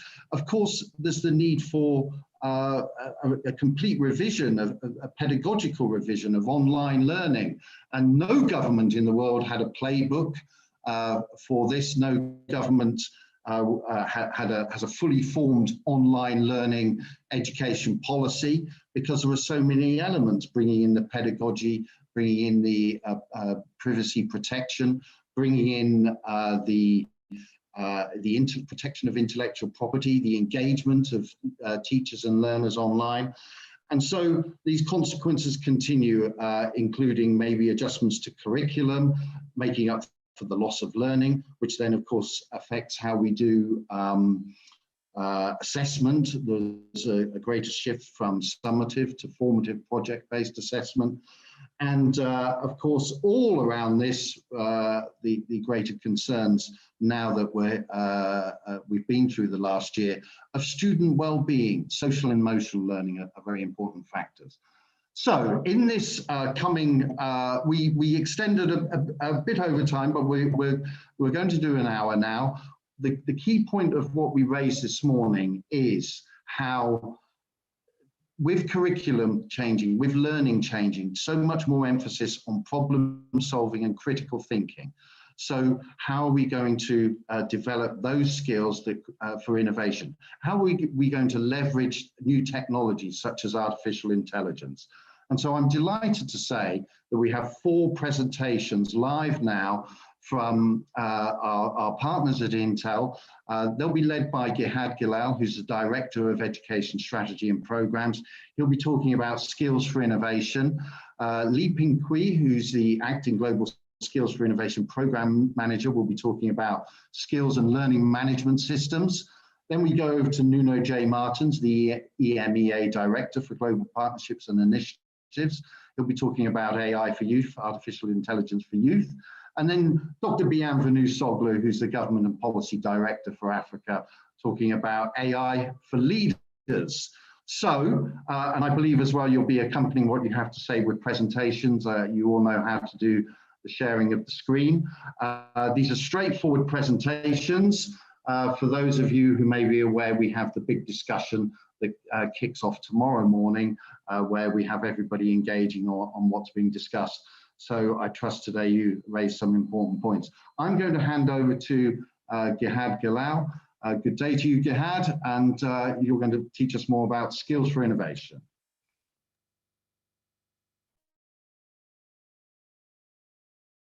Okay, you just need to unmute yourself, Gehad. We're all getting used to it. We're reskilling online. If you just press unmute. Hello, I hope everybody can hear me now. Thanks a lot, John. Thank you very much for the introduction. Honorable ministers, secretaries, distinguished guests, ladies and gentlemen, all protocols observed. Thank you very much for joining us today.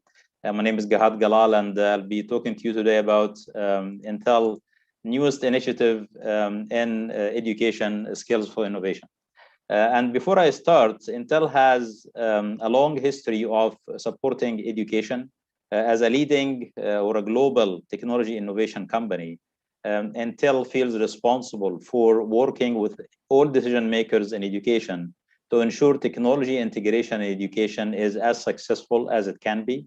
Not only because this will mean that we improve our education systems and maximize the role of technology, but also this will mean that education system graduates will be the innovators of tomorrow that can continue Intel innovation of technology. And today I'm going to talk about our newest thinking into how we can best integrate technology in education. But we cannot speak about the future without acknowledging the present. The pandemic, as all the honorable ministers in the panel highlighted, really caught everybody by surprise. While most of the implications are negative, there have also have some positive implications that we need to learn from and understand how to maximize their impact going forward. First, I'll start with the SAD map. I call that the SAD map. This is the map of school closure in 2020. As you can see, almost every country, almost every learner and teacher, they were impacted by school closure, in which like everybody is sitting home, struggling to to see what we can continue from our education systems. Everybody suffered from the lack of interaction, social emotional aspects of attending schools and socializing with classmates, all gone.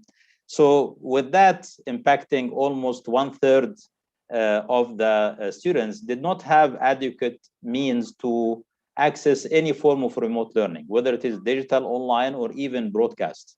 So it was not really, although all the efforts, as highlighted in the previous panel, done to address education continuity and to ensure that the learners and teachers continue to deliver education, still 1/3 of the students worldwide couldn't really get their education.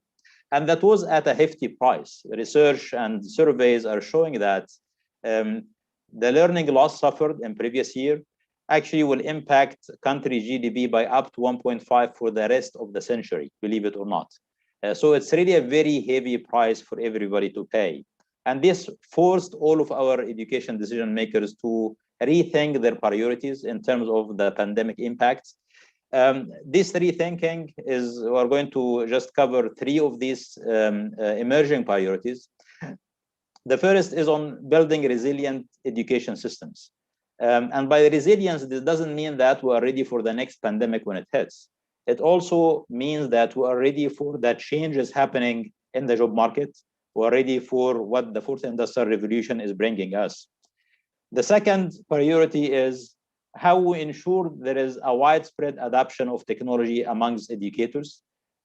That was one of the positive impacts of COVID, shifting to remote learning and teachers having to deal with some sort of online delivery. Actually, it was a good forcing function to get our teachers to adapt technology because, well, in some cases, that was the only alternative.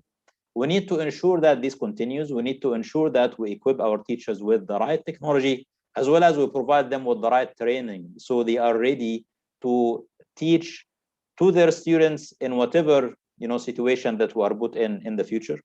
The third priority is about the evolving role of teaching and learning, right? Is the classroom setup one-to-many, that the teacher is the know-it-all in the classroom, or they call it the sage on stage that is delivering his knowledge to the students? Is this the right way to deliver our education going forward, in an environment which technology innovation is happening in a very accelerated rate? That's even hard for people with a technology background and taking technology as their profession to stay, to cope with this accelerated change. Talk about teachers who their main job is to teach their children, right? So we need to think about how we come up with flexible learning modalities that can continue is even in the presence of natural disasters, as well as it's more effective in teaching our students what they need to learn to be successful workers and successful citizens of the future. So while these are the priorities that were mandated by the pandemic and the environment we all lived through, we need to be very careful not to plan for the future pandemic. And this is in many discussions we have with education decision makers around the globe. That's an emerging issue, or like, you know, something that we need to be aware of. We should not be designing our education today and technology integration education today just because we suffered through the pandemic and we are afraid of the pandemic lasting more time or another pandemic hitting in the future. There are many other forces happening in the education environment and in the economic environment that we would need to adapt to and would need to address as well. I'm going to quickly cover some of these trends. The first one is acceleration of digital economy. And you know, while the pandemic played a great role in accelerating that, we need to ask ourselves, is our education system equally accelerated? We're suffering from the lack of digital integration in our education system before the pandemic. Now the pandemic actually accelerated every system around us by 7 years. Where does education stand today? The second is, you know, global workforce, including Intel, who have been, you know, personally have been working from home for more than a year now. And going forward, also Intel is going to allow for its employees to work from home whenever their job allows them to do that. But what this means is all multinational major companies, they are going to hire wherever the talent they are looking for, is. It's not going to be that I need to hire in this country or that country. They are remote worker anyway. So is our students today, they are ready to compete in the global economy. So they are competing with everybody from mature markets, like, you know, for the same job that, you know, a major multinational company is hiring. Third trend is about AI. AI is being accelerated significantly. And, you know, as you can see the numbers, 88% of small and medium business, 80% of large companies, you know, they state that AI helped them tremendously during the pandemic. So AI is already here and it's here to stay. Are we equipping our students with enough AI skills so that they can contribute in these companies and this kind of economy? And in general, what the fourth industrial revolution is bringing to us, and in some cases, in some, you know, scenarios or some thinking, people are saying, yeah, automation and robots, they are coming to take our jobs. Well, it's true, but we need to understand first that automation and the fourth industrial revolution is bringing more jobs than it's taking away. While 85 million jobs are expected to decline, which are mostly the manual kind of jobs, there are 87 that are expected to emerge by 2025. The question is, you know, these new emerging jobs, they require different skill sets. And is our students ready with the skill sets needed for these jobs? Are we training and teaching our students to employ technology, employ the robots, employ AI tools, instead of being threatened, you know, by them? And then last is the need for education equity, and that was touched upon by the honorable ministers in the panel. You know, even in mature markets, 90% of the high income students were able to participate much more than the low income students. So the need for equity is not only in emerging markets, although in emerging markets may be much more evident, but we need to really think that the solutions we deploy need to be applicable and adaptable to all the situations in our target, for our target students, whether they are remote, what connectivity do they have, what access to teaching do they have. This need to be really considered as a trend, because without that, whatever happens in the future, only some of us will be ready for it. So with that, what is the future skill set looks like? This is a research by McKinsey stating what are the skills that are declining and the skills that are emerging in the job market. And you can see that the declining skills are the manual and the basic cognitive skills like remembering or understanding, while the emerging skills are the higher cognitive skills, social emotional skills, and technological skills. And this is the basis that we built on for coming up with the Skills for Innovation initiative. I'll play a quick 2-minute video here just for you to get the basis of skills for innovation. We're perched at the edge of a revolution that expands our idea of the possible beyond what we've ever imagined. It will redefine the roles of humans and machines in the workplace to maximize innovation and creativity. Some call it the fourth industrial revolution. Some call it Industry 4.0. For the nearly 2 billion children in school around the globe, this shift will significantly impact their lives and their roles in the future workforce. These changes hold great promise to help us solve the greatest challenges facing our world. Today's young people will require higher order thinking skills so that they can solve problems in ways never imagined before. Even traditionally hands-on careers will harness the power of technology. These future jobs will demand analytical thinking, ideation and complex problem solving, systems analysis and evaluation, technology design and programming, creativity, innovation. Using technology to access and consume content is no longer sufficient. Students need devices, tools, and training to apply, analyze, and create at the pace of change. Intel's new vision for education embraces skills critical for students' future success and reinvents the role of the PC in the classroom to ensure the next generation has the technologies and tools they need to meet the challenges of a changing world. Intel is working with decision makers and educators worldwide to plan technology adoption that supports higher order thinking skills and maximizes learning outcomes to prepare students for the future.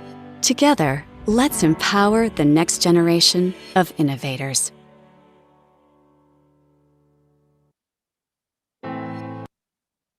Yes, so with that, I'm quickly going to give an overview for the Intel Skills for Innovation Initiative. First, as I mentioned, the role is to empower the next generation of innovators. Our Skills for Innovation Initiative goals is to reinvent the role of technology to improve education system resilience, as I mentioned, like, resilience not only in terms of ensuring education continuity, but ensuring that education modality, the role of the teacher, how the students is transformed into a lifelong learner. The second is to use technology to foster higher order thinking skills. As I mentioned, we don't want to be competing with a robot. We don't want to competing with AI. We want to be able to use these as tools for resolving or solving problems. And then applying curriculum concepts and tie these curriculum concepts to real world scenarios. To be able to achieve that, we chosen 7 key mindsets and skill sets to focus on, starting with social and emotional skills like, team playing or learning from failure or resilience. And then building on top of that mindsets like design thinking and computational thinking on how we can employ technological tools to solve problems. And finally, building hands-on experiences for our students on how they can use real tools to use data science, programming, coding, simulation, modeling, or AI and machine learning. So these are the focus skill sets and mindsets. And to help our partners adapt that, we created our adaptation framework and programs, which I'm going to talk about next. Our adaptation framework starts with planning, then experience, training teachers, and then deploying. First, we have the planning toolkit, which is designed for decision makers, so that decision makers in education understand what are the trends that are happening in the education market or in the globe, and how they can impact their education system and how they can deal with it to ensure education system resilience. The toolkit has 2 main components: a workbook that covers, again, different topics and trends in the education system, and then facilitated workshops and webinars that can help different stakeholders in the education system align on a common objective.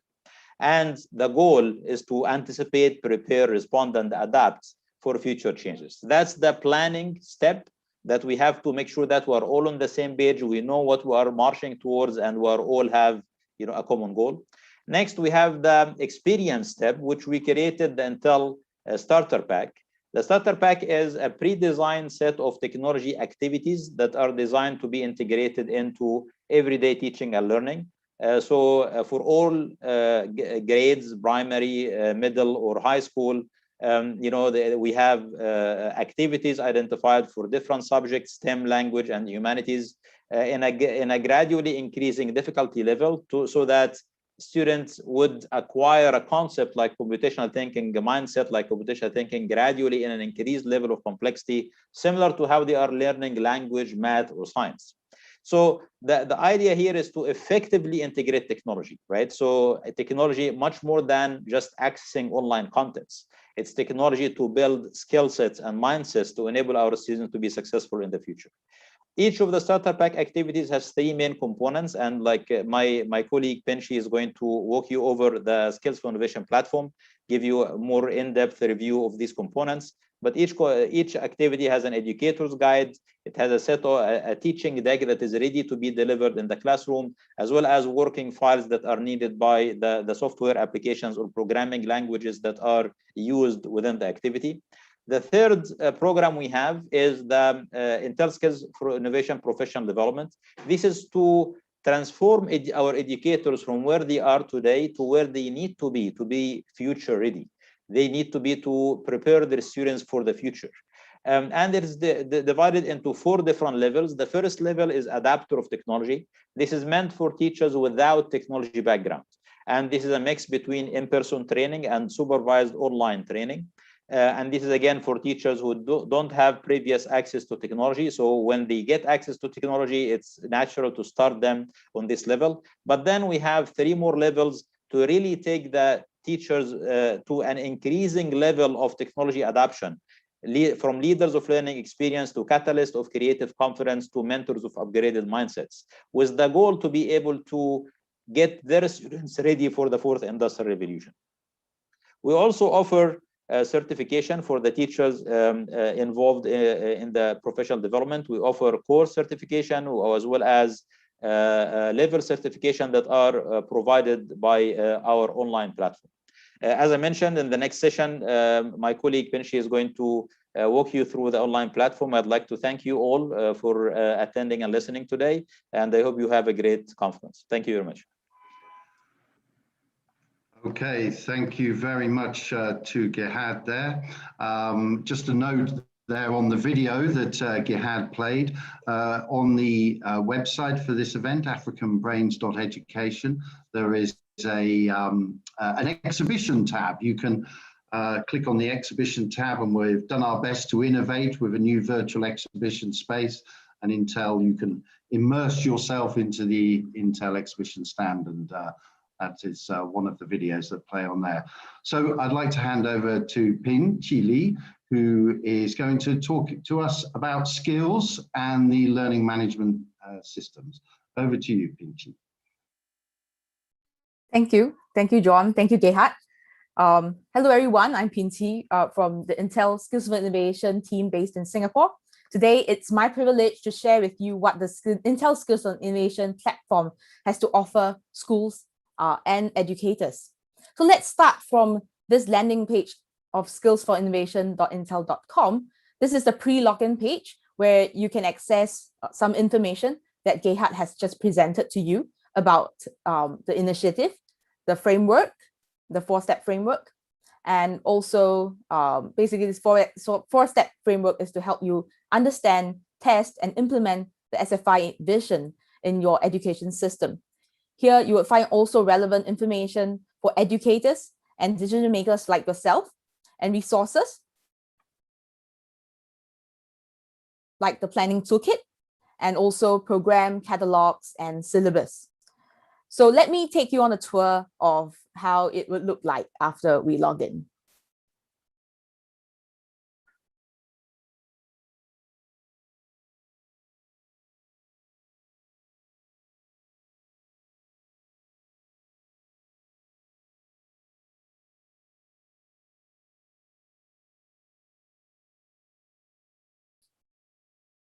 So here we first start on the SFI platform homepage. This is where vibrant community learning will happen. And we call this the hub of learning, with featured articles here, which are regularly updated, and also a discussion area where we will invite educators to share their thoughts and questions regarding the SFI programs they are participating in, with a global community of SFI educators. This is also where the educators can actually share their thoughts and find featured resources which are relevant, and it supports their learning, teaching and learning of innovation skills in their classroom. So some of these resources might even be contributed eventually by educators themselves as they embark on the SFI journey. To fulfill the goal of the SFI initiative, there are actually two main programs which Gehad has talked about. Firstly, it's the starter pack, which is a way to kickstart their journey and test drive the SFI vision in the classroom. The other is the professional development. In short, we call it the PD suite, to go further and build their capacity to create more learning experiences for their students to learn the skills necessary for the fourth industrial revolution. So first, I will show you the starter pack. As the name implies, this is a quick way to get the educators started on this path of introducing innovation skills in their curriculum without starting from scratch. So this is the starter pack navigation page. And here you can also download the overview and the catalog containing the 70 activities that's currently available.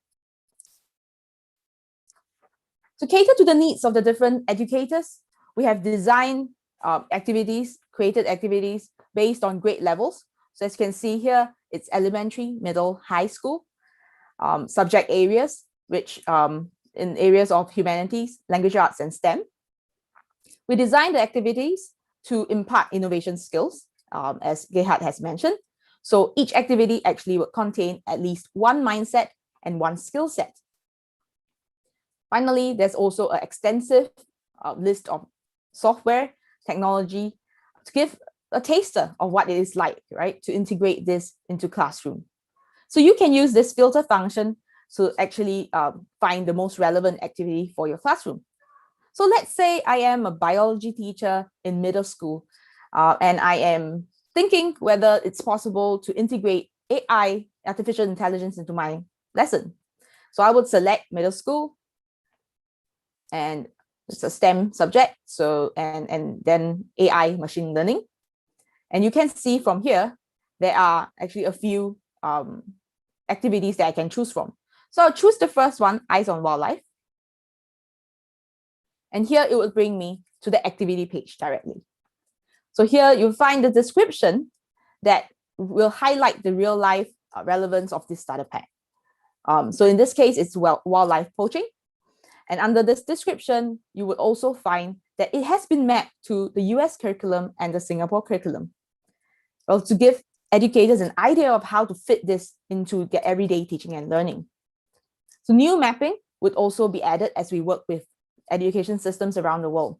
In addition, these educators who are new to the software, we have created a beginner's guide. So in this case, a beginner's guide to Python, which will take them through the basics of setting up and navigating this software.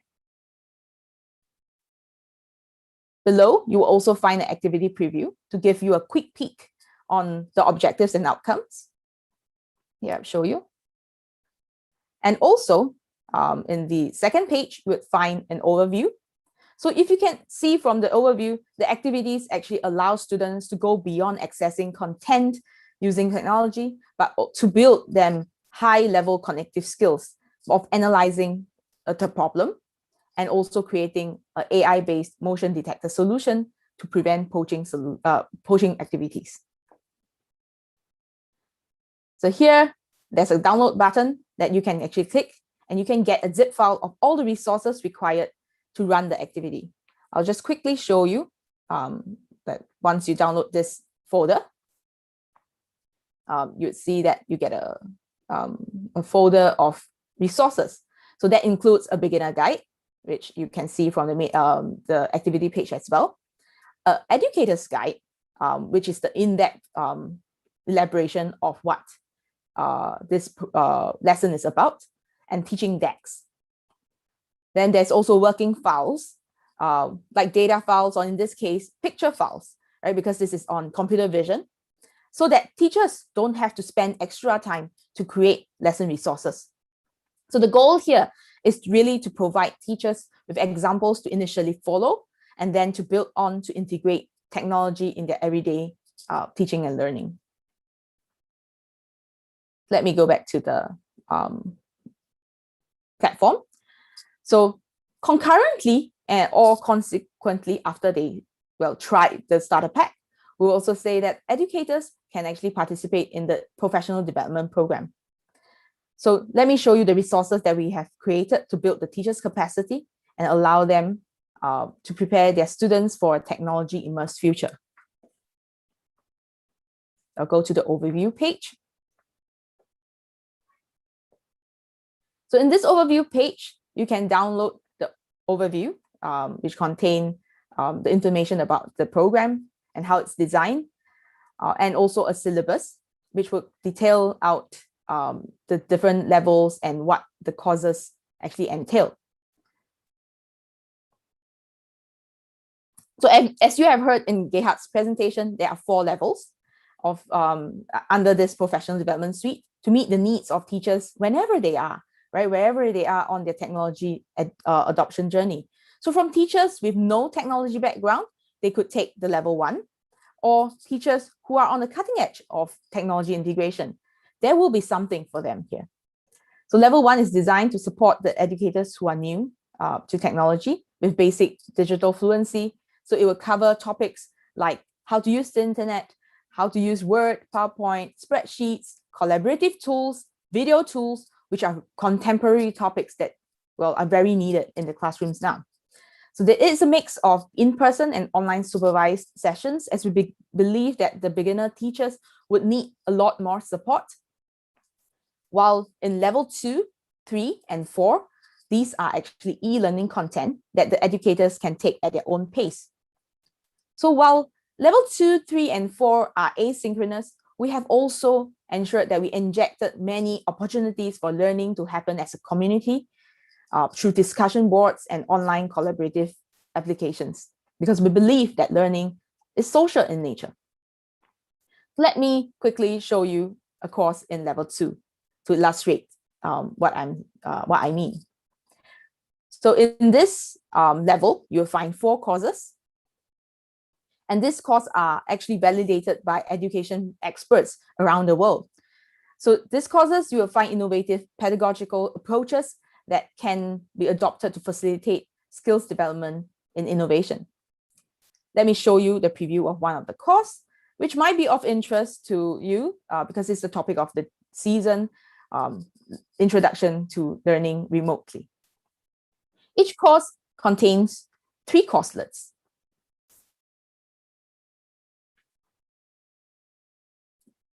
Okay, so each course will contain 3 courselets, and on this course page, you will actually find course details here. Each courselet is estimated to be about a 2-hour engagement period, and you will find that there are actually tasks, right, that we have put out required for certification. But as you can see, this task encouraged the teachers to firstly build and apply what they have learned to do more new lesson plans, and also to engage in discussions, which will actually encourage them to discuss with other educators in this journey. So in the other tabs, you would find the information for each of these courselets. And I will just quickly jump into one of the e-learning courselets to show you what generally it contains.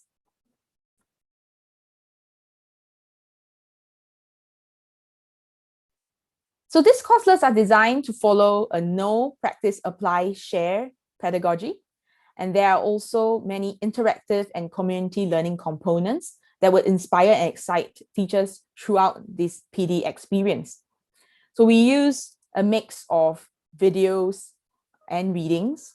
So you could see that there's also Mentimeter, which is a way to engage the teachers and get them to respond and see what the global community is actually thinking about. And there's also case studies that we use to actually show other teachers how to connect this to their learning in the classrooms. So other interactive features like flip cards.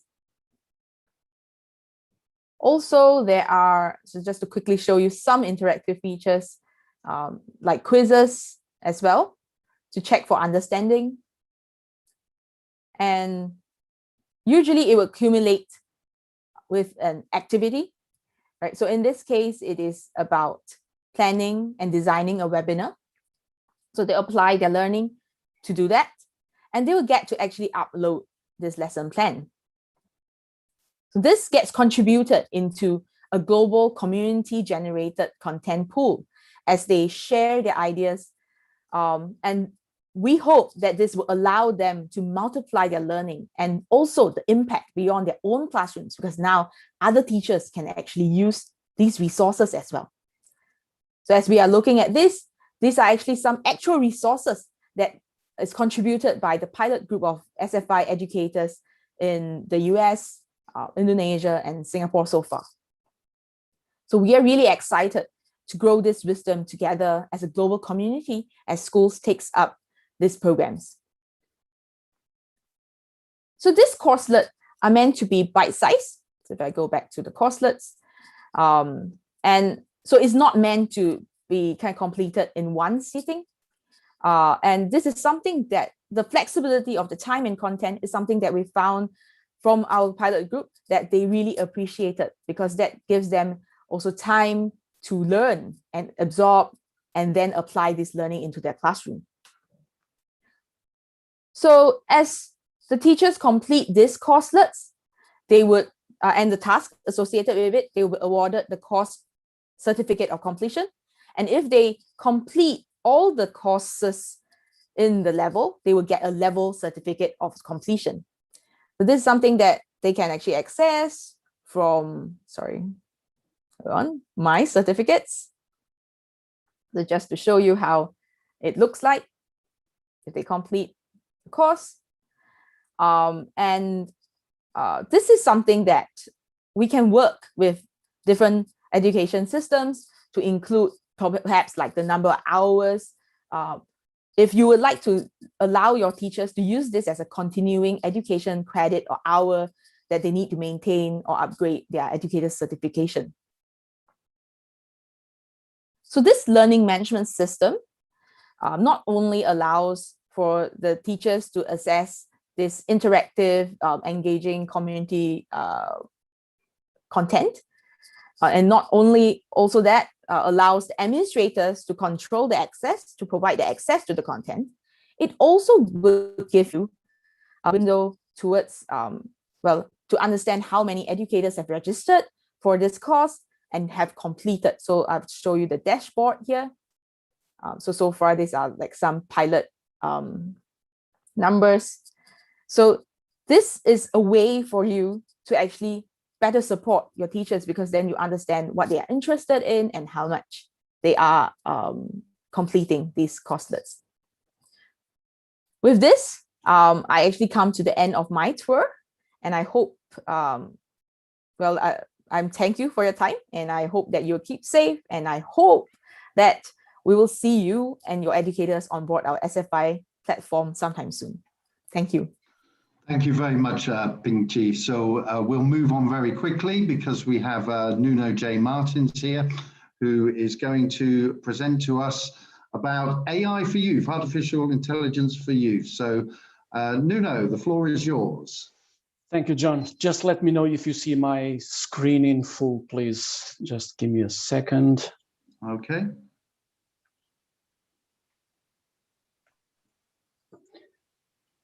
Just let me know. You just normally share your screen. We can't see your screen at the moment. Have you pressed share screen at the bottom? No, gone.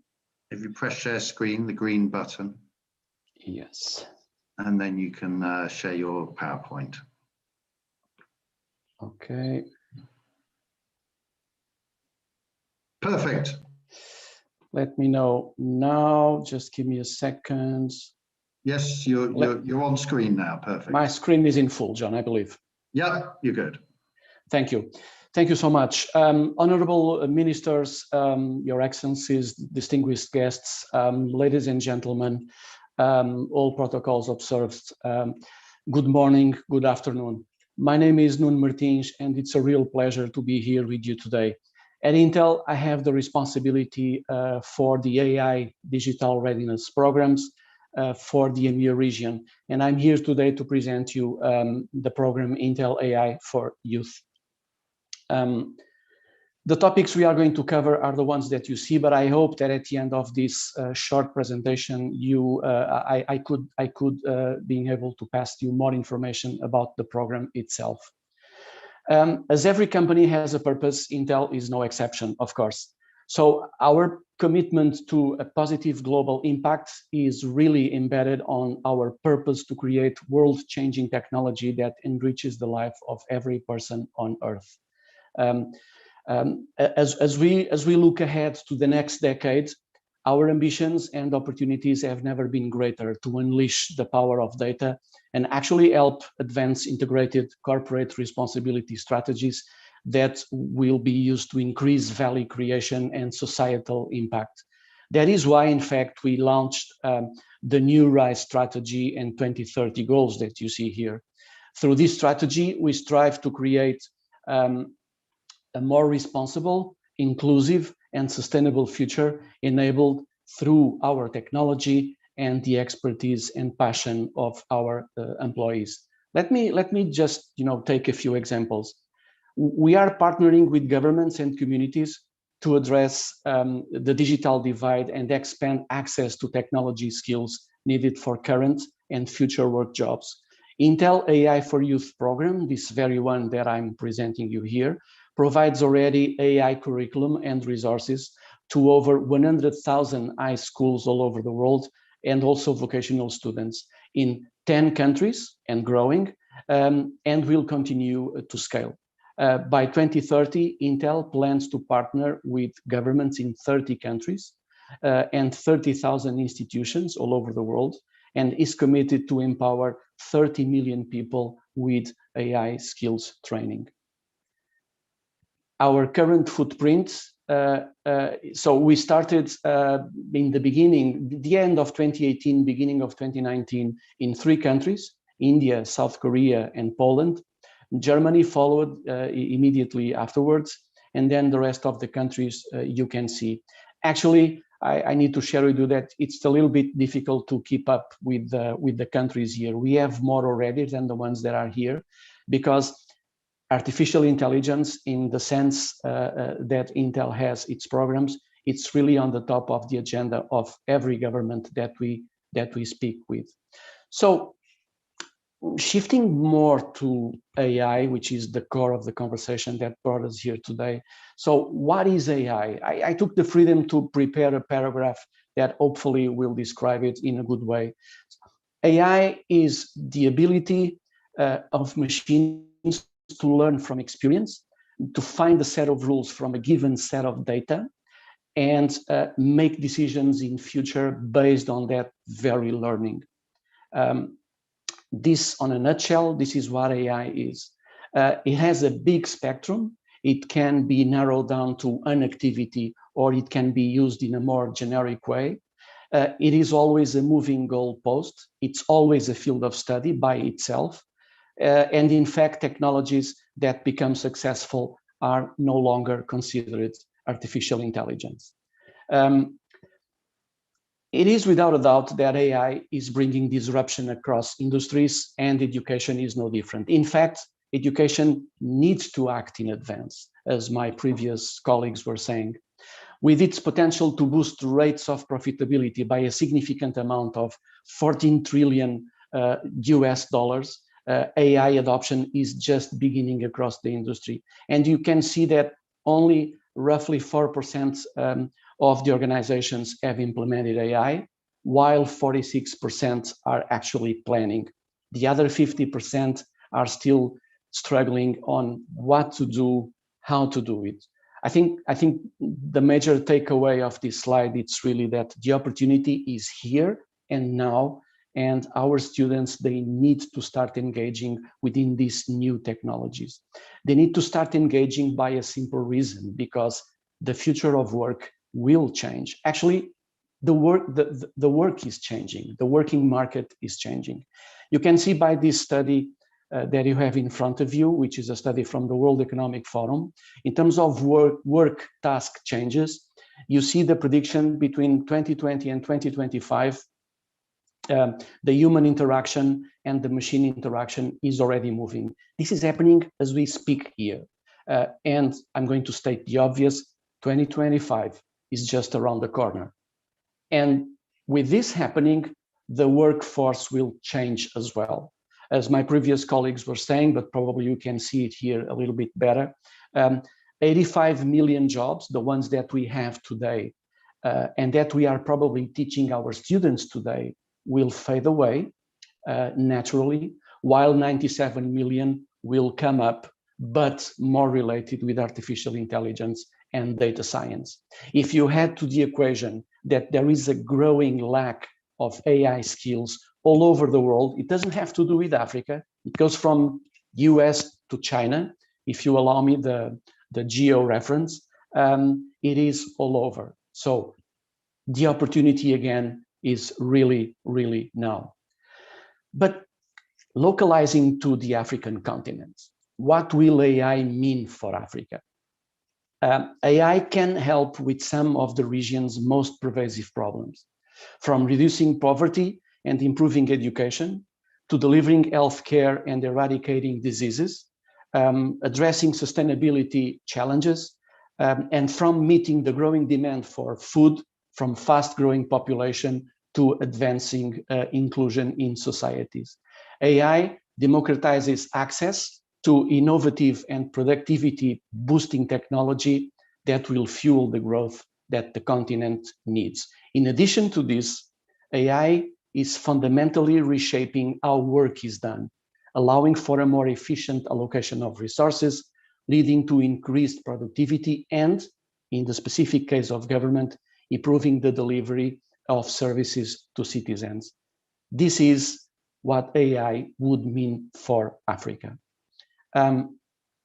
What is actually Intel response to all of this?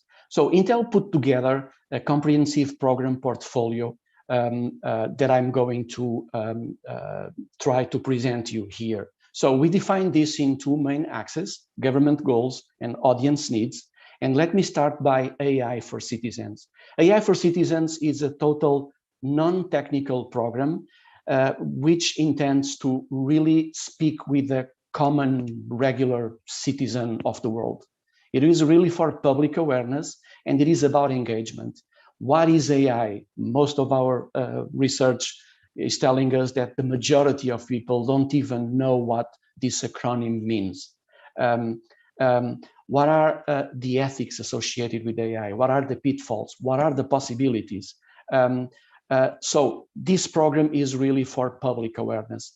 Moving on the ladder, AI for Youth, which is the one that I'm going to speak more in depth in a moment, it is directed to high school skilling. It is purely about education. It's Intel intends to bring 2 or 3 notches down the access to AI. So the students don't have to wait to go to the university and then for the first time start engaging with this technology. We really need to start acting sooner than later. Then moving on, AI for Future Workforce. This is a vocational / university program. It is, of course, about education, but also about employability. We can speak about this further on. AI for Current Workforce is a program more dedicated to the work market. This is basically a program for upskilling and reskilling. This is more led to a person that already has a job but wants to, be promoted, experience another career within the company that he or she works for, be more prepared on this sense. It also serves for the person that lost his or her job and wants to come back to the working market more ready, more prepared. Also for the young mother or young father that went away and came back a few months later and want to reshape their skills or actually learning something new. And then the last, but definitely not the least, Digital Readiness for Leaders. This is a program that intends to create capacitation to government leaders, to policymakers, so that the knowledge and the sensitivity on why should a country rewrite, reshape, or actually create new policies so that AI can be adopted and strive throughout the country can be done. I'm not going to speak more about this program particularly because my colleague Bienvenue Soglo, immediately after my presentation, is going to speak only about this program itself. So with this said, excuse me, let's go. Sorry, let's go to the AI for Youth program. So this is a program, is a comprehensive program, by the way, for AI readiness that empowers non-techie youth audience of between 13 and 19 years old with AI-related social and technical skills for real-world applications. It is delivered in a public-private partnership mode.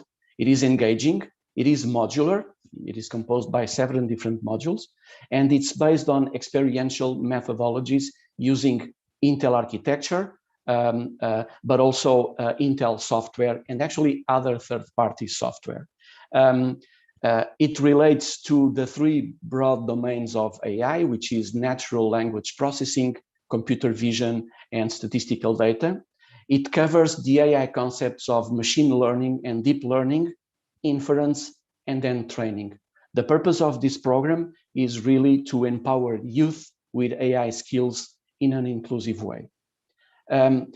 If I go to the program design, I will focus on the 4 main pieces that are on the center. So on the top left, we have Intel content. This is what I just told you. It is modular, hands-on and experiential. It covers tech and social skills. It is already validated by the different governments that we are working with. So we are not talking about a proof of concept anymore. The concept is proved. It's really to define and implement. The AI labs piece on the top right, it is really the set of hardware and software that needs to be together, because one of the differentiations of this program is that at the end, there are student projects that need to be made based on what the students learned with the guidance of their teachers. As we are talking on artificial intelligence, there's the need for some hardware and some specific software. Just give you this example. If it is a project based in computer vision, OpenVINO and OpenVINO library software, they need to be there. Just as one example. So there is this set of software and hardware that would need to be on some sort of a AI lab, where actually Intel can help you access, existing infrastructure and proposing potential new one on a kind of a good, better, best list, so that it can be defined. And this is to demonstrate outcomes. These outcomes are the projects that really result in local use cases and should have social impact. On standardized implementation, when we really go alive and nationally, the governments, they need to accommodate this content, or within their curricula, or faced as an extracurricular activity. But definitely the government machinery, if you allow me the expression, needs to be there so that the program can be really shared through the whole school system. We have 2 versions of AI for Youth, one full, one express, and this was basically because we were collecting some feedback that the number of hours on the full version could be a bit long, and this was a concern for some countries, not all, not others. The main differences between full and express relates with the number of hours, 176 hours. If the students go through all the 3 broad domains that I was mentioning moments ago, which is statistical data, computer vision, and natural language processing, or the express version, that covers only computer vision. And you see the number of hours reduced from 100 and plus to 32. Again, this relates pretty much on how the implementation can start. This is the learning journey. As you know by now, throughout these 3 broad domains, this program is divided into 4 stages. The Inspire is really to get participants excited with the possibilities of AI. The number 2, the Acquire, is really when the students start to acquire basic concepts in AI through hands-on, still non-technical activities, and understand the various AI domains related with. The Experience is really going deeper into the various AI domains through hands-on on technical workshops. Normally here is where the students choose 1 or 2 of the 3 broad domains. You can have more related with computer vision. You can go more on statistical data. There are students that got the 3, but this is not our experience. So the number of hours that you were seeing, the 176 on the previous slide, really comprehends the whole 3 domains. Normally, this doesn't happen, which reduces the time of implementation, the course. And then the Empower part, a very important part of stage of the whole process, because it's here where the students really come up with their projects. They identify a problem with their teacher or teachers, a problem that they want to solve that might have a local, social, even national impact. They start working on that problem. They understand what are the data that is needed. From there, they need to understand what are the databases that they need to consult. Do they need to create new algorithms? Can they use the algorithms already available? This is the whole process up to the point where, and I'm going to show you in a moment, the projects of the students really come alive. In terms of learning objectives, I'm not going through all of this slide, of course, but I just highlighted, for me, the key fundamental ones. So the number 1, it is to understand AI concepts. Number 2, to gain insights on AI societal implications, such as ethics, privacy, security, even equity. The 3rd is really building AI solutions in these 3 domains. The 4th is creating meaningful solutions that addresses local and global changes, as I was saying moments ago. In here, let me share with you some example of student outcomes. This is about a 15-year-old girl in India. She and her team developed what they called a happiness guru solution. This basically predicts the onset of depression amongst school children. The domain, the AI domain that was used was computer vision, and this not only predicts this potential depression among students, as it can create alarmistic to the teachers and afterwards to the parents. The solution was implemented in 6 community schools, but probably the most important of this example here is that now this girl is motivated to be an AI ethics lawyer. This is really changing the life of people, in fact.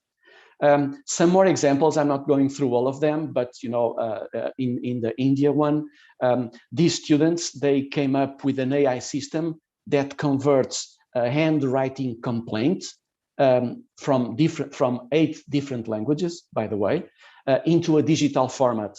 Not only does this, then it is scanned, and it is scanned in order so that keywords might be detected, so that this complaint can go to the relevant government department associated with the complaint. Just again to give you this example. iTech and iTouch delivery. This is just an aspect of the AI labs that now are pretty much spread all over the world on the countries that we are working with.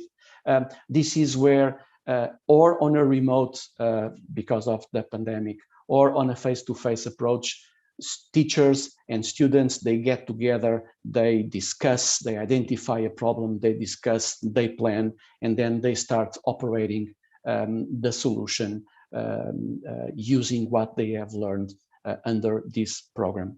Again, this is just an example of the AI lab in Singapore and in China.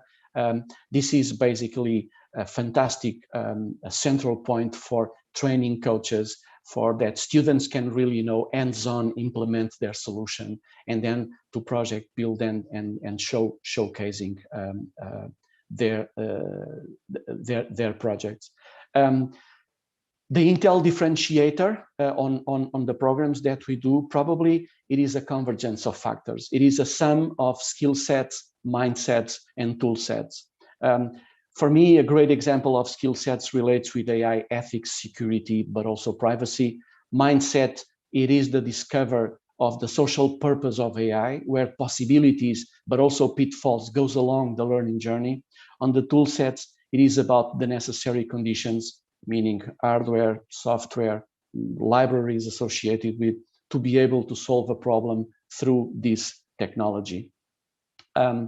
This is my last slide, and allow me to end as I started. At Intel, I said that at Intel we create world-changing technology that enriches the life of every person on Earth. And like Robert Noyce said years ago, a co-founder of Intel, there's always an opportunity to don't be encumbered by history, go off and do something wonderful. Thank you very much. Back to you, John. Thank you very much, Nuno. And we're going to close from artificial intelligence for youth to artificial intelligence for leaders. And I invite Dr. Bienvenue Soglo, who is for Intel, the Government Policy Director for Africa. Dr. Bienvenue, the floor is yours. Thank you very much, John. Please, can you hear me? Yes, I can hear you good. You're all good. Yes. Okay, let me share my screen. Yes, and we can see you sharing the screen, so you're all good to go. Okay, great. Your Excellencies, Honorable Ministers of Education, Honorable Ministers of ICT, distinguished guests, distinguished participants, all protocol observed. Good morning, good afternoon, wherever you are. My name is Bienvenue Soglo, and I am the Government and Policy Director for Africa at Intel Corporation. It is an honor for me to have the opportunity to give a presentation on Intel Digital Readiness for Leaders program. And as part of this program, we have the AI for Leaders program. As my colleague said earlier, through our new Intel RISE 2030 goals, we strive to create a more responsible, inclusive, and sustainable future that is enabled through our technology and the expertise and passion of our employees. Focusing on the letter I in our RISE strategy, we are looking at making technology fully inclusive and expand digital readiness. Talking about digital readiness, first, let's look at how the fourth industrial revolution is transforming our world. Today, rapid technology changes are fueling the fourth industrial revolution, which is fundamentally altering the way we live, the way we work, the way we relate to one another. According to an analysis done by the World Economic Forum and Accenture, $100 trillion will be added to the global economy in the next 10 years. We will therefore have more connectedness, which means more opportunities, more diverse ideas, and more realized potential around the world.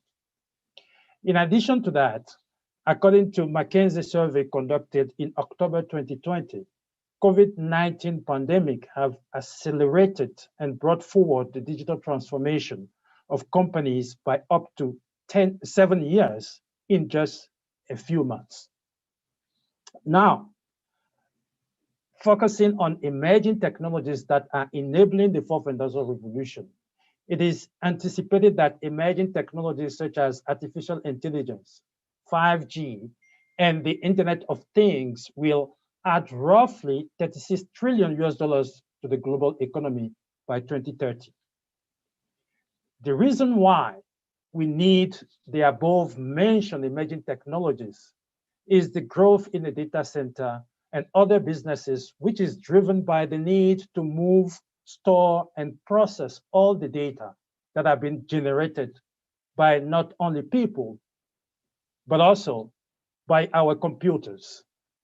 Data generated by smart factories, connected retail stores, and autonomous driving. That is why Intel is investing in what our CEO called the 4 superpowers, which are, number 1, the cloud, number 2, 5G, number 3, artificial intelligence, and number 4, the intelligent and autonomous edge.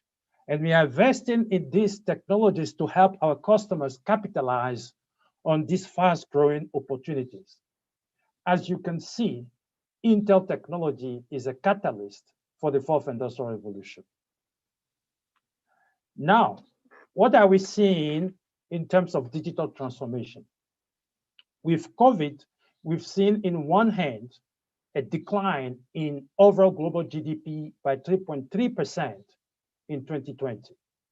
And secondly, we've seen 3 times stimulus relief for COVID than the amount that was spent on Great Recession worldwide. However, at the same time, we've seen a 10.4% growth in global spending on digital transformation in COVID, and around 14% growth in public sector spending on digital transformation. Therefore, with COVID and the new normal, digital transformation is key to supporting economic activity and well-being during the crisis, as well as in sustaining economic recovery. As an example, in AI, according to a study conducted by KPMG in the US, 80% of large companies and 88% of small and medium businesses say that AI technology helped their company during the COVID-19 outbreak. We need to see how we harness the power of AI, but at the same time, we need to see how we mitigate the AI biases, how we protect people, the privacy of people that are becoming a growing concern. Cybersecurity is also a critical element to consider when we're going through our digital transformation journey. In 2020, we've seen that data breach are up 41%, but at the same time, we have more than 3 million unfilled cybersecurity jobs in the world. So we have to see how we protect our data, how we protect ourselves against the next attack, but also how do we build, the skills that are needed for cybersecurity. Having said that, a study conducted by Gartner indicates that 80% of public leaders say they are behind private sector capabilities in terms of digital transformation. Another study conducted by Deloitte revealed that only 26% of leaders say organization has sufficient skill to execute digital strategy. And secondly, only 32% believe leadership has sufficient digital skills. Therefore, it is critical to develop capacity building programs on emerging technologies that are critical to digital transformation to empower government leaders who are responsible for designing, developing, and deploying emerging technologies-based solutions to drive informed policymaking, foster growth of the digital economy, and promote national competitiveness. That is why Intel developed the Digital Readiness for Leaders program. This program encompasses the skills, trust, and ability of people to use technologies responsibly and effectively for broader socioeconomic benefits. When we talk about skills, there government leaders will gain an understanding and acquire technical and social capabilities of emerging technologies. Looking at trust, government leaders will build deep confidence in emerging technologies in areas such as, number one, ethics and responsibility. Number 2, privacy and control. Number 3, security and reliability. Number 4, transparency and accessibility. In terms of use, government will be able to have a very good understanding of the potential and limitations of the emerging technology, build impactful use cases and solutions, or enable the building of impactful use cases and solutions, and at the same time be able to integrate emerging technologies or policies that enable those technologies for better productivity and efficiency. So therefore, what are the objectives of this program? So the objective of the program is to empower and build the capacity of government leaders on emerging technologies such as AI, the Internet of Things, cybersecurity, 5G with Intel. The target audience is government officials, policymakers, and decision makers. And the program is fully immersive, engaging, and we customize the workshop based on the different government needs. And those workshops are led by Intel technologists and business experts. As I said earlier, it focuses on topics such as AI, cybersecurity, IoT, 5G, but also workforce readiness. The program framework, it's a workshop that follows a 4-stage experience cycle to engage all the participants and to help them create an actionable plan. So the first step is to demystify. So Intel demystifies emerging technologies by engaging leaders in immersive workshops led by an expert. The second stage demonstrates. So here, Intel technologists show the practical application by walking through relevant use cases examples and discussions on international and local best practices. Step 3, develop. Here, Intel experts can help the government strategize and develop a national action plan that aligns policy effort with digital transformation goals. And the 4th step, deploy. Here, Intel brings its industry expertise and ecosystem partners to help the government deploy deploy actual scalable solutions for national impact. So here on this slide, you see a sample workshop format that is based on the topic of AI. So here you see on the first step is to demystify AI. What is AI? Why now? Why are we talking about AI now? On step 2 is to demonstrate here. So here we're going to talk about use cases that are enabled by Intel technology. For example, here we're talking about the AI that is used to fight disease using genomic sequencing, for example. In step 3, we have develop. So here it will help understand what are the crucial aspects of implementing AI. Those aspects are, for example, the regulatory environment, what investment are required in AI. You need to look at how to foster the digital ecosystem for AI innovation. But importantly, we also have to look at the workforce readiness on AI skills. And on the step 4, deploy. So here, government officials will learn how to implement AI solutions. Obviously, when you say implement, also we're looking at having policies in place that will enable that implementation as well with Intel support. So here are some testimony from some of the workshops that we have had around the world.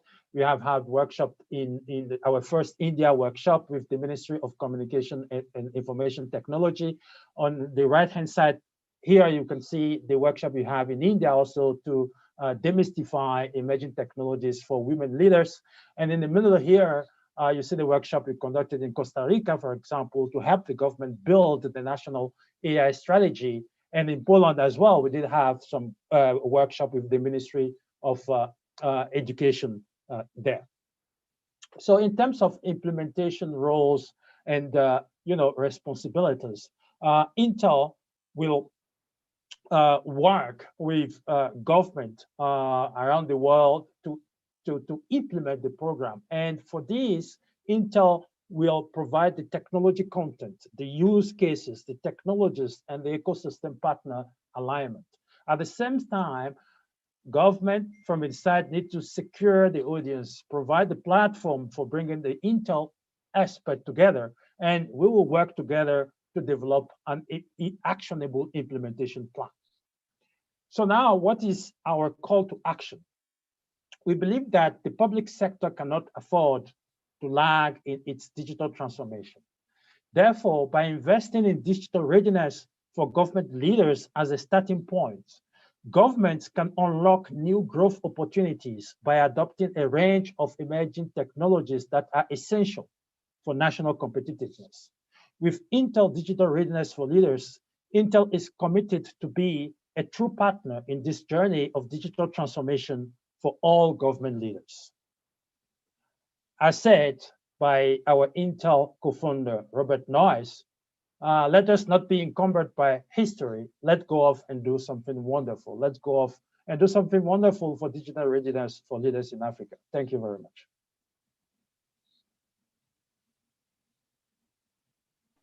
Thank you very much, Bienvenue, and thank you very much to all four of our Intel colleagues who presented those different presentations regarding skills and artificial intelligence, as we've spoken so much more about how technology, and we heard from the ministers earlier today, will play an important and key role in the education ecosystem.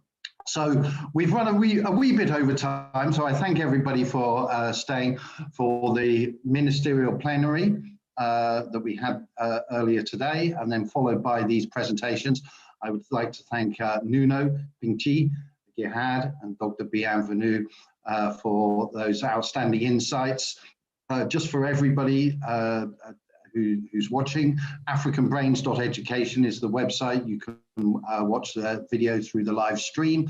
You can see virtual exhibition spaces, and we have a continuing program of meetings, the African Stories presentations today and tomorrow, and we also have a big discussion involving 4 important opening statements from Her Excellency Ellen Johnson Sirleaf, the former President of Liberia, Dr. Valentina Uwamaria, who's the Minister for Education of Rwanda, and the Honourable Fidelis Maleo, who is the Minister of Education in Botswana, and also the Deputy Minister for Education for Egypt. That's the Honourable Dr. Mohammed Megahead. So that all begins tomorrow. This afternoon we have our private session. So once again, a big thank you to my Intel colleagues and friends.